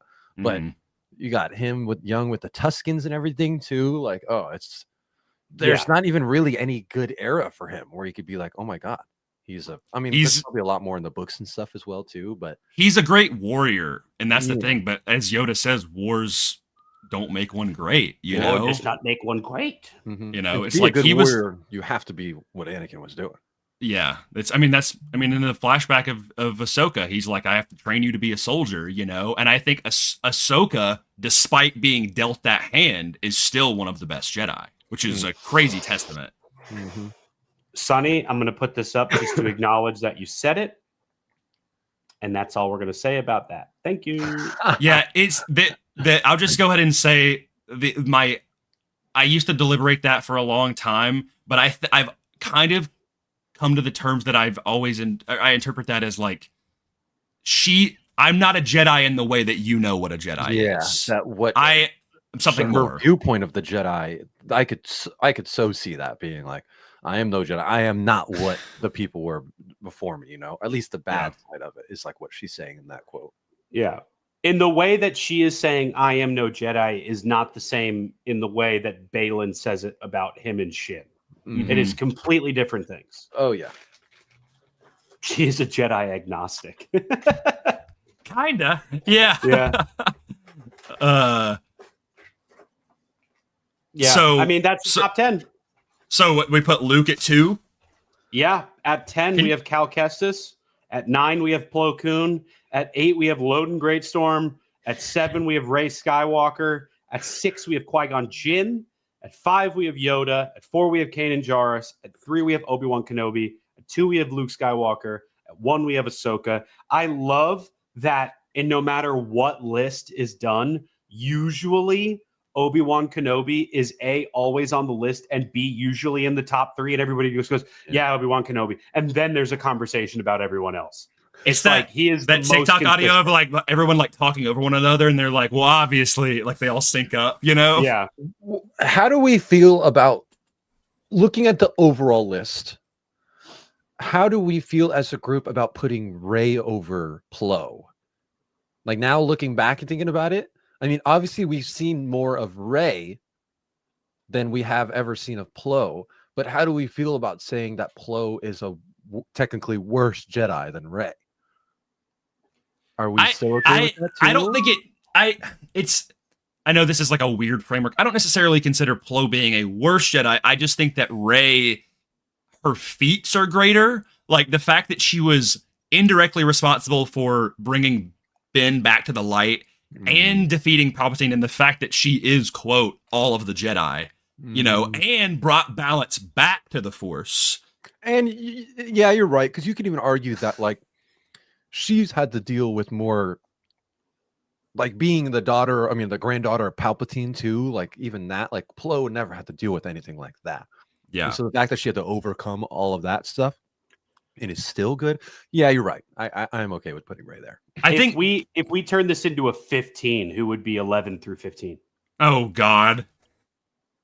I'm trying to figure out. Okay, hold on. Can I go through real quick? There was a character that I would say 11 is Ezra Bridger. Oh, Ezra, we didn't put on the list. True. Ezra was not on the list. Oh, Ezra at 11, I'm completely fine with. I'm okay with that too. I really think Ezra's gonna shine in this next season. Like I think absolutely after the season, we're gonna make a different list and we're gonna be like, you know, Ezra might be 7. Who knows? This is a hot take, but Yaddle. Oh, at 12. Yeah, I like that. Yeah. I was gonna say Jolie Bindo at 12 and then Yaddle at 13. Well, I mean, if we're counting legends, that's a different thing. But what about like Quinlan? I don't know too much about him outside of what we got in the Clone Wars. Oh, nah. No? Is he murdering people? Oh, terrible. Oh, yeah, terrible. Quinlan sucks, bro. Oh, that's dude. Yeah, Quinlan. He backstabs the Jedi multiple times. He blows like during the Clone Wars. This is all supposed to be like an arc that they never showed off. He like blows up a whole like platoon of clones. Like he sets like a bomb off. And then he like teams up with Dooku. Oh, he like stabs another Jedi through the chest. Like he kills his Jedi that he was a friendly Jedi that he was friends with for years. And then he's like, oh, so because I did it for you, Asajj. I did it for you. I'm a Gandhi, dude. I'm a Gandhi. Bro, is Quinlan, literally, I'm gonna die.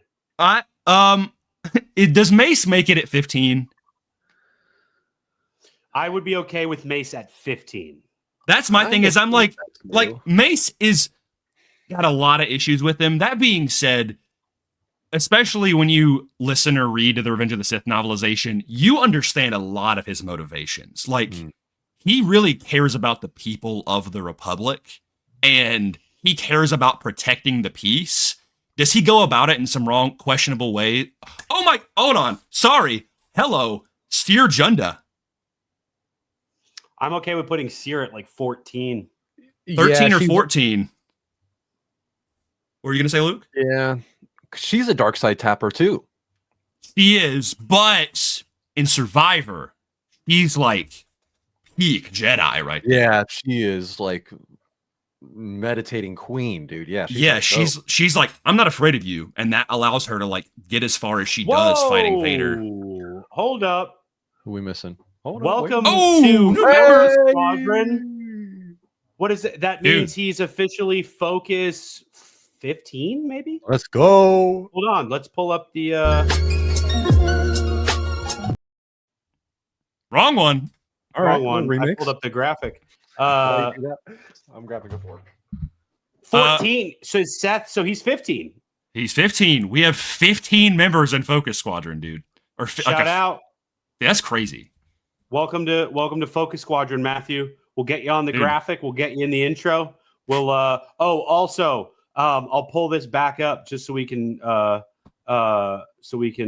pull it up. Shirts will be coming out next week. Oh, sick. Next week, the links will be sent out for the members of Focus Squadron to be able to purchase their official Focus Squadron numbered merchandise. That'll be next week, and it will be only an exclusive run. That link will be only for you to be able to buy your numbered Focus Squadron merchandise. Transparently, all of that will be on the shop. So, like, if you wanted to be weird and buy Focus 9, that would be insane because you're not Focus 9 unless you're Sunny. So don't know why you would do that. But, I mean, they're all going to be up. And you'd be a weirdo fraud for doing that. You'd be a fraud. Screw all of you. But Luke buys Focus Leader. Yeah, those will be all up. Those will be up next week. Hannah, I have to. I love Cal Kestis. I got to scroll back up to real quick. She said, Ray over Plo, absolutely. You know who else? Cal Kestis. I'm going to recreate a scene for you here real quick. Bro, he's about to make out with Marin. Yeah. Oh. Like, listen, I love him, but dude was on a tear. All right, that's all I'm saying. I need to replay. I'm replaying it tonight, dude.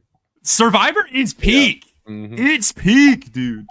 I love you, Cal Kestis. And what about it? This is coming from the guy who loves Bo Dakuna. Terrible, not a good Jedi at all. Really bad Jedi. So we have Yaddle, Seer, and Mace in that bottom 15? Or that bottom 11 to 15? Ezra's at 11, 12 is Yaddle, 13 is a big old question mark at the moment, and Seer is at 14, 15 is Mace Windu. Are there any Jedi in the Clone Wars that we're missing? What about Jedi Dooku? I love him, but is he a good Jedi? Like Tails, he's kind of doing some bad stuff. Yeah. And I propose something maybe a little crazy. He was part of the reason Palpatine was defeated. He was also trained by number 2 on the list, one of the greatest Jedi of all time. He's also of the lineage of the Jedi, Ben Solo. So you're saying Ben Solo at 13. I thought you were saying Dooku. I was like, how did Dooku? I was like, trained by Luke. I was like, wait a minute. Yeah, I don't hate Ben Solo being there. The only reason I'm hesitant to put Ben Solo on the list is because of the same reason we're not putting Anakin. Putting Anakin. Yeah. But that is true. But that's hard though, because like Ben has had some good in him. I feel like Anakin's always had bad in him. It is the inverse. It's like this. It's like the 70-30 rule, but it's inverse for Ben, where he's like tapping into that limited darkness, where Anakin's like really struggling with a lot of darkness. You know? Mm-hmm. Yeah. Oh, Yaddle, Macman, Obi-Wan's at number 3, confirmed. Yeah. Oh yeah. Mm-hmm. Without doubt. I also like if we're doing this 11 to 15 thing, I'm not opposed to bumping Loden down to 11 and bumping those other characters up. No, he's staying there. Okay. Well, then I'm going to pitch another High Republic Jedi, and that's Stellan Gios. Let's do it. Ooh, W lightsaber. Oh, yeah. Okay. Luke knows at least, dude. True. That's the only reason why I know. Yeah. He's basically Obi-Wan and Qui-Gon and Kanan all in one. Like he's really personable. He is an excellent swordsman. He is a bastion of the Republic. He is a wonderful negotiator. He is an incredibly well-rounded Jedi. I mean, he's on the list. So we have our top 15. Is there any that we're like missing right now that we're just like, how did we not think of this person? What about the droid attacking the Wookiees, man?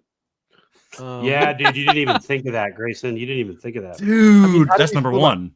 How do we feel about Kit? Do we know a lot about Kit Fisto other than the movies and stuff too? He's cool. I mean, but even in the Clone Wars and stuff too, we don't get that much substance from him too. His best is when it's like the Layer of Grievous stuff. And yeah, the whole water arc too, or when they're all Mon Calamari. Yeah. Oh yeah, and that's good. But it the same arc or same? No. Is it? Okay. Well, because is he in the 3D animated Clone Wars underwater too? I thought he was only in. Oh, he is there. Yeah. Okay. He's in there. That's really all you get with Plo. Yeah. I mean, with Kit. I did think Ayla. I was like, Ayla is a fun one. Ayla Sakura. But again, I don't. She's also she's a Depabalaba. Hondan Voss. I sell me on Luminara. Sell me on Luminara. I'll take pitches for Luminara. Like she's just kind of a nothing burger Jedi to me, you know? Like obviously apprentices, like they do their own thing. Yeah. Like Anakin did whatever the hell he wanted. Same with Barriss, but like you kind of are in charge of Barriss too, and like what she did. So that's where it kind of brings it down for me too. It's kind of like the thing with Obi-Wan. That's the really only thing that brings Obi-Wan down is the whole Anakin stuff. Yeah, this is Star Wars Insight. This is exactly what I'm saying. Like a lot of the prequel Jedi are just NPCs. Oh yeah, mm-hmm. There's background characters. Shout out Oppo Ray and Sissus. You know, like I would be even more comfortable putting even then Yariel Poof. Dude, another one. Wait, another one is this is a great pick. Eno Cordova, Sears Master. Oh yeah, he's amazing. The one he was like tight with Qui-Gon. He was, and I love those little flashback holograms of him too. He's really good. He's a real. I would put him over the whatever High Republic character you ask or you want. Oh God. Name a woman. Sonny, what do you think about should Stellan be in the 15 or no? I'm gonna if you say no, we're taking him off the list. We'll put Eno on there. If yes, I'm keeping him on there. I don't want to dilute this too much. Avar Chris and Bastila Shan are also great picks, but Bastila is a little Mace Windu coded. Bastila. You guys know Bastila, right? You guys know the double-bladed lightsaber, an Old Republic girl. I always thought it was Bastila. I think it's tomato. It's Italian, right? Yeah, Yaddle is 12. Yaddle's 12. Yaddle is at 12. Stellan has to stay. But Yaddle wouldn't be on there if it wasn't for Tails, of course, obviously. Oh, I mean, it shoots her up, dude. Yeah. Mm-hmm. I would love more Yaddle content, bro. Voiced by Bryce Dallas Howard, the Queen. Go. I'm cool with. See, someone saying Eno for sure. Do we put Eno over? But I don't want to get rid of Seer. I think Seer's really good. I think Seer's great too. Same thing. If it wasn't for Survivor, I don't think she would be up there. Yeah. No. Yeah. If it was just Fallen Order, wouldn't even be in the conversation. But she does have a really good Syndraulic huge force run a lot. I'm fine with this 15. I like it. Hold on. Can I pitch something? I'm gonna ask Sunny here. Don't crash out. I'm gonna ask Sunny if she thinks Avar Chris over Mace Windu. Avar Chris is a really big Jedi in High Republic. Bro, Luke, that food looks so good. It does look really good. I'm so sorry. I'm so hungry. Oh, true. After what No Sheer said about Eno too, yeah. Of like him being like, you don't have to do this. So who do you want to take off? So, Sonny, you're my High Republic counselor here. Avar over Loden? I don't hate that. But Avar over Mace, for sure. Hannah, I've only dipped my toe into the water, but it's really freaking good. The audiobooks I've never even heard of the High Republic. Avar is the best Jedi in the High Republic, hands down. Whoa! Whoa! Where was this for Loden Greatstorm? Yeah, I didn't hear about this. What?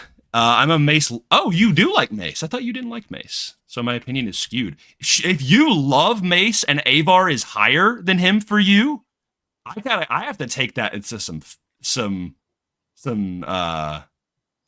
validity there, you know?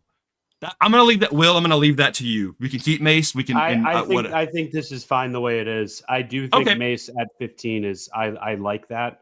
As much as he was awful in practice of how he went about just being nice to people. I think he does deserve to be on there. Did we put Eno on the list? Number 15 is Mace Windu. 14 is Seer Junda. 13 is Stellan Gios. 12 is Yaddle. 11 is Ezra. 10 is Cal Kestis. 9 is Plo Koon. 8 is Loden Greystorm. 7 is Rey Skywalker. 6 is Qui-Gon Jinn. 5 is Yoda. 4 is Kanan Jarrus. 3 is Obi-Wan Kenobi. 2 is Luke Skywalker. 1 is Ahsoka Tano. I'm happy with this list. How do we feel about Yoda and Qui-Gon with where they are? Where was Yoda and where was Qui-Gon? Yoda is at 5. Qui-Gon is at 6. That's really... If we wanted to put Qui-Gon at 5 and Yoda at 6, I don't know. I just think it's crazy not to have Yoda in the 5. Yeah. Yeah. And my argument is like Qui-Gon could shoot up for me. Like, again, I know I was kind of sour on Qui-Gon. I was rage baiting a little bit, you know how it would be. But at the same time, like Will's like, please shut up. I'm like, if we got more like young Qui-Gon content, like Tales of the Jedi era, I think he could I'd be like, never mind, he's shooting up there, because I do love Qui-Gon. But I'm like, considering Yoda is like such an evergreen Jedi, like he's helped so many Jedi too. Even with his mistakes, he's helped so many. And he is green. He is green. Shut the hell up, dude. He is forever green. You're green. Unless he gets like horribly sunburnt. Bro, W Wicked reference. Hey. Oh. Losers. Yeah. Oh, yeah. Yeah. Spend all your time reading about the High Republic. Watch Wicked. I still don't know the number 8 Jedi, by the way. Never heard of him. Still don't know his name. Literally right now, I could not tell you his name. Loden Greatstorm. Loden or loaded? Loden. Listener, you said I understand why. I get why, but no Anakin, LOL. Which means you understand why he's not on the list, but you're like, he should be on the list? YOLO, dude. Come on. Is that a question, or is he saying like no Anakin? I don't know. I still think Jolie Bindo should be on the list. But these are all canon Jedi. I get it. It's fine. Who is tall? Luke is tall. Thank you. He is. You don't know tall ball, Grayson. For me, I'm putting Yoda over Qui-Gon, but if y'all think Qui-Gon should go over Yoda, I'm fine with moving them. Yeah, I agree. Like that we should put Qui-Gon over Yoda? No, that Yoda should be over Qui-Gon. Yeah, I think I just thinking about it too, I was like, but yeah, I think we should keep Yoda. He's helped too many people. That's another thing too. Yeah. Like if it wasn't for like that whole helping Luke out too in the Last Jedi, like that. Yeah, dude. That's like greatest teacher Jedi failure is. Mm-hmm. Like he knows Jedi ball. I agree. I'm okay. I agree. I'm so glad Kanan is at number 4. I'm so happy, dude. That makes my heart happy. I'm so goated. I love Kanan. I think Kanan should be in the top 5. I'm just wasn't this Legends, Hannah? Isn't this Legends? Pretty sure that's Legends. Geode and Coleman Trebor were actually Geode destroyed Coleman Trebor. That's how the dinosaurs were killed. He was Geode flew to Earth. Geode went. I have to make that an edit now. Coleman Trebor looking up at a Geode flying into the stratosphere. What about Grogu? Right. Grogu ain't no Jedi. Get that little baby out of here, bro. Okay. What about Kelleran Beck, dude? I don't hate that, actually. Kelleran Beck is in Aura Farmers, but like, is he that good of a like? We don't know that much. We will soon, though, right? Comic coming soon. That is the Jar Jar Kelleran comic. Yeah, he's also in the Jedi Knight. I haven't read it yet. I don't know, but I know Ahmed Best wrote it. Yeah. Mm-hmm. He like Beck is top 20, I think. Like, well, I don't think there's.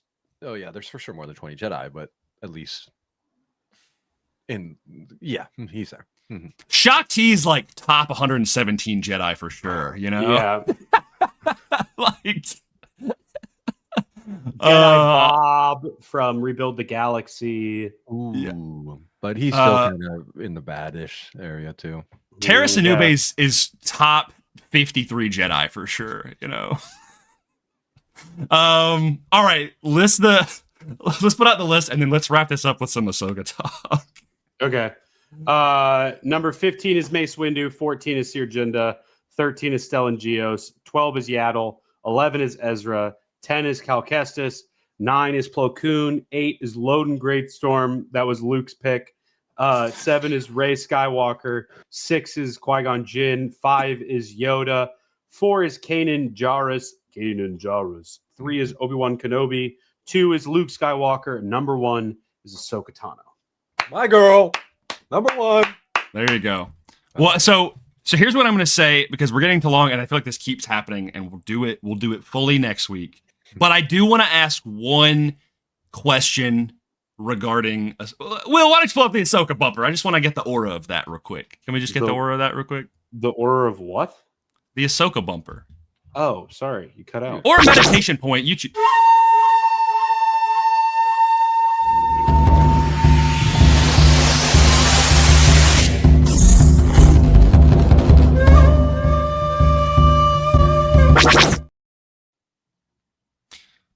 Beautiful. Absolute cinema. Beautiful. Okay, so we're gonna fully deep dive into the last 3 episodes of Ahsoka next week. We promise. We will start the show with it. All right, to make sure it gets done. Unless we get like a new trailer for Mandalorian and Grogu, or Ahsoka season 2, or Maul's Shadow Lord, or anything. Bro. We don't know. Next year's maybe.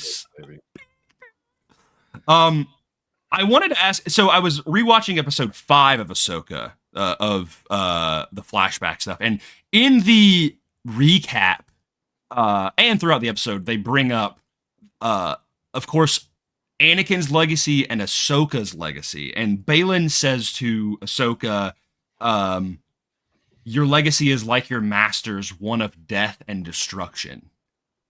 Now, I know that the lesson that Ahsoka learns is that does not have to be her legacy, but from everybody in the chat and from us,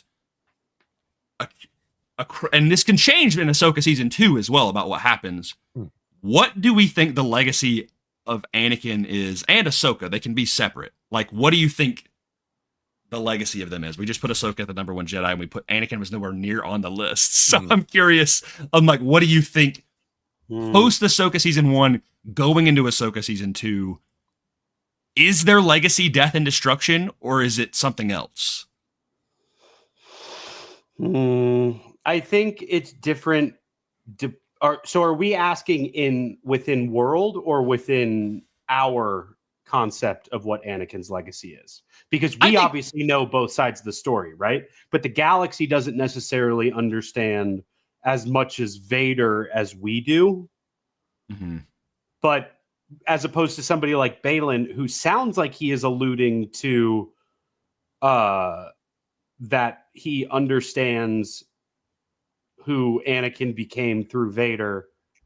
So like, it's a different thing, I think, when you look at in terms of like the galaxy, because I think the best way to look at it, Grayson, you and I talked about it, one of our last episodes, is like in Path of the Lightsaber, when there's the more propaganda-ish look of how Luke defeated Kylo Ren on Crate, right? He's the legend of the galaxy. And Luke, he even says, "And I became a legend," right?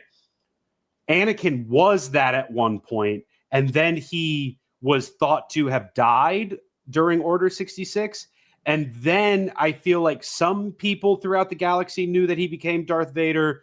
Obi-Wan told Luke that, I mean, he knew, but like that Darth Vader killed Anakin Skywalker. So like, I think within the galaxy, if they knew, hey, this guy who was your hero is now Darth Vader, I feel like his legacy would have been a little bit different. But much as to why he is not on the list of greatest Jedi, I think he is someone who his legacy is one of redemption, no matter how long it takes. If I had to define it as such. Mm-hmm. Yeah, I guess. I for the most part agree. It's interesting as well because it's like you have to think of like the inner circle of people, of like people that are closer to the situation, I guess. Like someone made a good point of like the galaxy doesn't know that much. Like there might be some whispers or inklings about who Ahsoka is, but like Ahsoka is not nearly as wide known as Anakin or Luke or anybody, even Obi-Wan Kenobi, right? Like myth at this point, everyone. Yeah, even Anakin didn't even think she was alive. Yeah. Legacy is also completely bent and rooted in the eyes of everyone else. So like Balin can say Anakin's legacy is one of death and destruction, but like somebody on a far off Clone Wars planet that Anakin helped like save a bunch of refugees during the Clone Wars in one weird one-off mission is like, oh my gosh, Anakin Skywalker, he's the best thing of all time.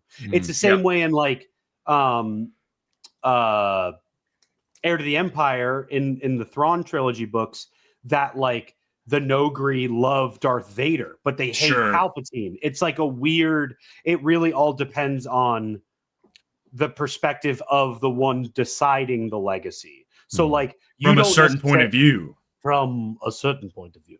You don't really like get to decide your own legacy. You can just do the best you can, to which Anakin Skywalker did not for, I would say, a third of his life, for 2/3 of his life. You know what I mean? So it's okay, then here's the more interesting question. What do we think their legacy will be after Ahsoka season 2?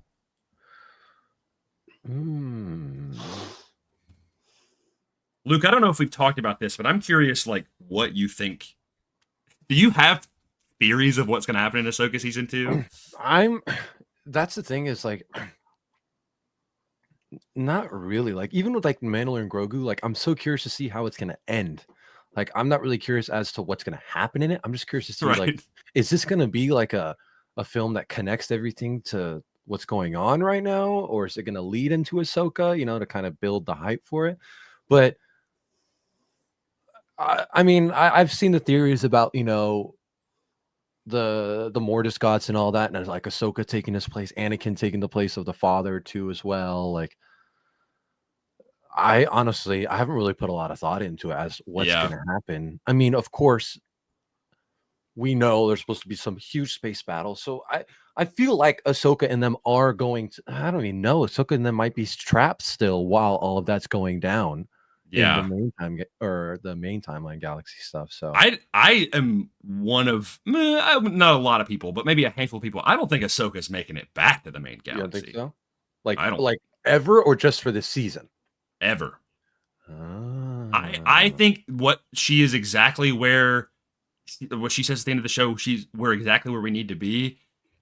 I'm convinced that she's going to become the new daughter. And because I think about when Dave, and I know Dave Filoni is very cryptic and everything, but like I think about when he's talking about Rise of Skywalker, and he's like, you hear Ahsoka's voice in Rise of Skywalker, and people immediately think, oh, she's dead. He's like, but that isn't. He's like, I've never said that. Nobody's ever said that. And he could be being cagey, but I'm like, I can't see him. I can't see him killing off Ahsoka. I can see him writing her off into a role where she becomes more than something. When she says, I am no Jedi, she's right. She's going to become something else. And Balin says in episode 6, he's like, that power is fleeting. It's all cyclical. A republic falls, an empire rises. It happens again and again and again. Like, if the ancient stories are true, this will give me the different kind of power. And I think Ahsoka is more or less going to have some sort of that power. I mean, she's already got she already was revived by the daughter. So I'm like, yeah, when Hannah said like, she's always trying to find the light, especially what happens during the Mortis arc. I'm like, by the end of Ahsoka season 2, or maybe around 3 seasons, that'd be sick. 3 seasons of Ahsoka would be peak. That'd be awesome. Please don't shut it down like Ben Solo, bro. Bro, Ahsoka season 3 is actually like 18 years later, and it takes place, and Ben Solo comes back. I definitely see the idea of her staying there too. Almost like paying homage to what Morai did for her too, and the sister or the daughter, like almost like taking her place for Ahsoka wouldn't be alive if it wasn't for her. So sure, I could definitely see that too. And it's just the big question. The big question is, where is Ahsoka when the sequels happen? Yeah, that is exactly why I think that. Like, and I know we also have other characters of like, I do think Sabine will make it back somehow. Like, okay, here and Will, I mention this all the time. The very first piece of content that I ever saw Will post was something regarding this scene. I am convinced that the end of Rebels is not the scene in Ahsoka. It is the end of Ahsoka. And what she sees, Ahsoka the White with the staff, is not her physical thing. It's Ahsoka as a Mortis god. And Sabine flies the T6. That's why it's in the background. Because Ahsoka's like glowing, dude. He's like radiating this like white presence, like, and I'm like, I know it might be like a little continuity thing, but also I know Dave is a little bit smarter than that, and I could totally see him being like, hey, Rebel, that scene is not the beginning. Yes, Will? If you really want to get into it, and we can end here, or we can just dive into this just a little bit, but just to put a little bow on it. Okay. The way Ahsoka ends with Ahsoka season 1 ends with Ahsoka turning and seeing Force Ghost Anakin, and all of Ahsoka being about masters and apprentices, teachers and learners, Jedi masters and Padawan, right? In the exact same way, if Sabine turns and sees Ahsoka just like Ahsoka sees Anakin, it would be 100% the same thing, but flipped, which is then Ahsoka falls into that master role, which is really what Ahsoka season 1, the entire lesson was for her to learn the entire time. So I think that would be incredibly cool. I think that would be important. And I think it would be something where, look, I've been saying it for a long time. I know Grace just said this. I've been saying it since Ahsoka season 1 came out, that I just think for somebody like Dave Filoni, who spends so much time prepping and so much time planning and has these images in his head for so long, years prior to these things actually becoming realized, it's just a little strange that it's not the exact same thing. And I as for something as specific as that to make the epilogue of Star Wars Rebels, which really doesn't have a lot to do with anything else. Like, when you think about it, you're just like, oh, that's Ahsoka? Why is she there? And you don't get any dialogue. You don't get anything. And I think a great reason why you don't get any dialogue is because you don't get any dialogue in Luke looking at the Force Ghost in Return of the Jedi, or Ahsoka turning around and seeing Anakin at the end of Ahsoka season 1. I agree. I think that's it. I like it. I Put a stamp on it. My last little thing is she's rubbing like the stone and looking at Ezra. And what if that's not because Ezra's missing? That's because Ezra dies. Yeah, he can die. I mean, I don't see him living into the sequels. But anyway, Yeah. okay. Speaking of which, Ezra's voice is not in Rise of Skywalker, if I'm not mistaken. Huh. And he's not drawn into the weird I am all the Jedi panel that was in the new comic. Kanan was, Ahsoka was. I don't remember seeing Ezra on that.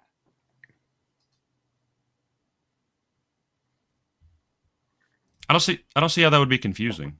It doesn't confuse audiences of Rebels, and then if you watch Ahsoka, it becomes completely contextualized. I don't think it'd be confusing at all. Yeah, the only two that you see in the back there, maybe one of like the silhouettes. I'm just thinking of like the comic panel specifically. Yeah. You see Ahsoka, you see Kanan, you see Kit Fisto, and you see Ki-Adi-Mundi, and then you see in the back a Jedi with a blue crossguard saber. You don't know if that's Cal. You don't know if that's Stellan. You just know that there's a blue crossguard back there. It's definitely not Loden Greatstorm, but you're right. What He are you is talking about? Is the artwork a new one or the artwork from the Rise of Skywalker comic that came out like a couple months ago? Oh. There's a panel, and you know how in the movie it was supposed to be like all the Jedi, and you were supposed to see Force ghosts. Oh, is the like the Force realm, like the heaven or whatever? No. From she's when doing he was fighting Palpatine. Picking up what you're putting down. Mm-hmm. Yeah. They did a comic adaptation, and in the artwork, it has all of the Jedi behind her. So it has Yoda, has Obi-Wan, has Anakin. It has all of them, and they're behind her, which was like what they wanted to do in Rise of Skywalker, but they like weren't able to do. So, and I've seen people do like those crazy like fan edits where they're in the background, you know, like and they're so good, dude. Like my last hot take is I'm like, see, the monologue doesn't have to be what's happening in the moment that's we're seeing Sabine see Ahsoka.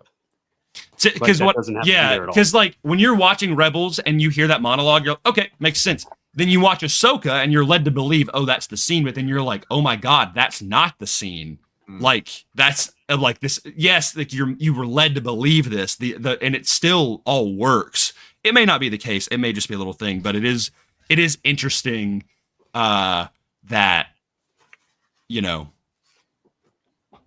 that she's in all white and she has this in that scene versus what we got in live action. There's so much different. And Dave is pretty meticulous about details that matter, especially when it comes to his girl Ahsoka. Oh yeah, baby. And in Rebels, that like even down to like the outside of where they're on that landing platform, all of that in Ahsoka is like gold and well kept. But in Rebels, for the epilogue, it's basically rubble. Like it's all smashed. It's dirty. It's broken. Like it looks like there was a battle that just happened. Bro, if we're gonna get a war in our stars, like Dave is saying, I wouldn't be shocked if there's Thrawn goes for a siege on Lothal or something like that. Like a revenge on Lothal sort of thing. Yeah. Because it's not very heavily armed. Like, and if he's gonna have like, you know, zombie Night Sisters running around, they're cooked. Do you think they'll play into the World Between Worlds again? Oh, I think so, and I hope so. I know so. Absolutely. Yeah. Well, so someone brought up, and I'll just go ahead and talk about it, and especially after reading, which, Luke, if you ever get a chance to listen to this audiobook, because there's at least this one singular scene. West Cook! Because it does go through in time in the epilogue, because clearly Jason is not a toddler. That is what we see in the epilogue. So it's like a bunch of different scenes, yeah. Yes. Dude, chopped Jason like. Yeah, green baby Jason. Oh yeah. God, terrible. Macman said, I still remember that Anakin and Baylan fight each other. Thoughts? Would love that.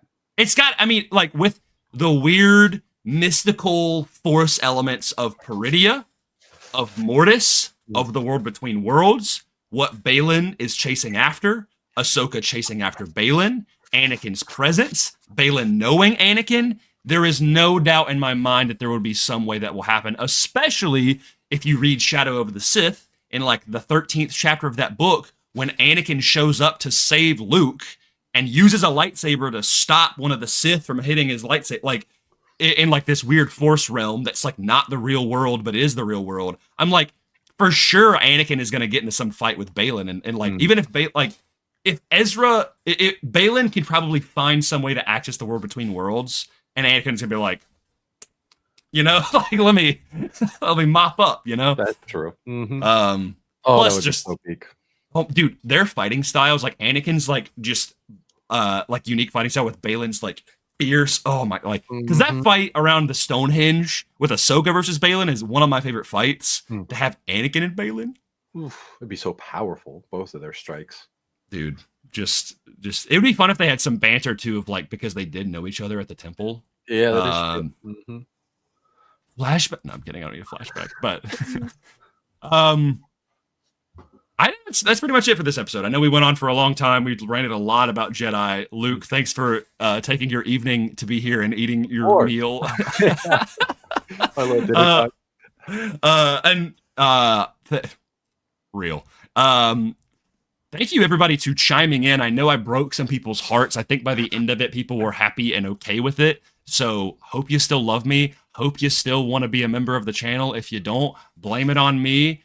You can take. I'll leave. Focus 2 will be available. I'm just kidding. Will's like, and I'm looking for a new co-host. Luke, you're promoted. You're Focus 1. Yeah, I'm Focus 2. Get your own. Oh, true. Thank you. What the heck are you doing, dude? I was thinking Focus Leader, Focus 2, but right, it's Focus 1. Hannah, I got Cal in the 10. Okay, without me, wouldn't have happened. Also, Hannah, I saw it earlier. I didn't bring it up because I forgot. You said that you want to cosplay Mizu. My sister-in-law just did that for Halloween. It was sick. Is that from Blue Eye Samurai? Yeah, dude. That's sick. Yeah, it was awesome. What else? We will be done. I think we're done. We'll be back next week. Same focus time.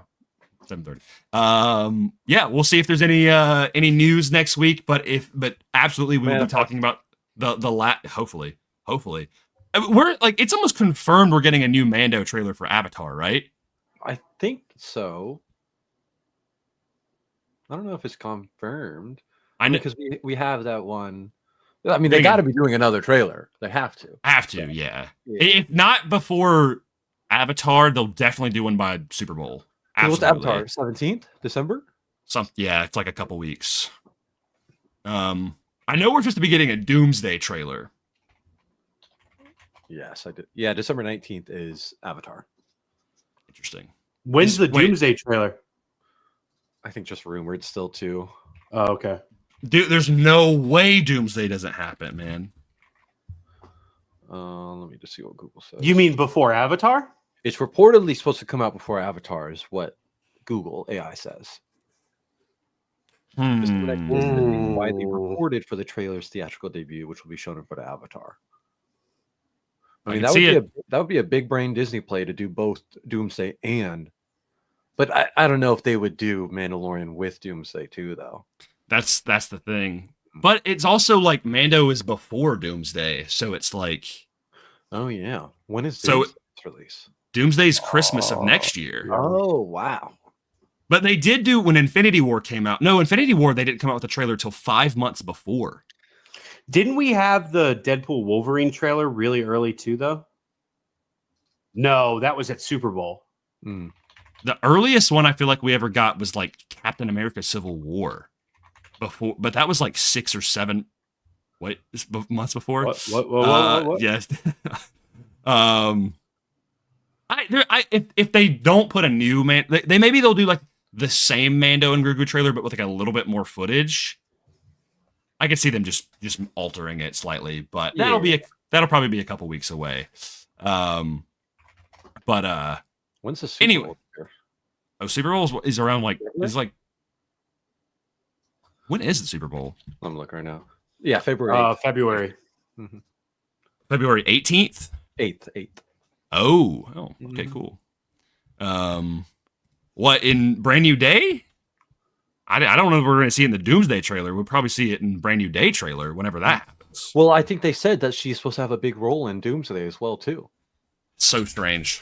So Stranger Things. I know. I'm actually, well, I know because they're still filming it, but I'm like, it actually surprises me that we won't get a Spider-Man trailer before a Doomsday trailer.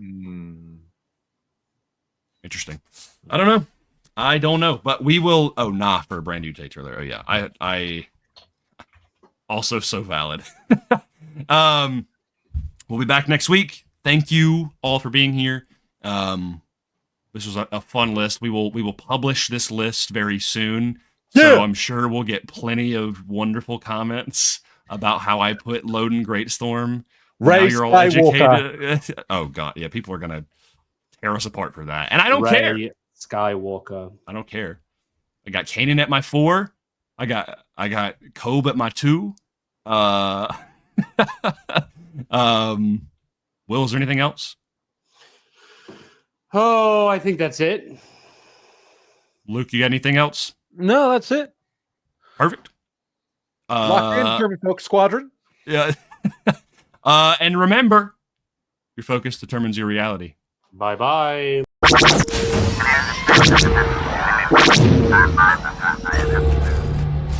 Always remember.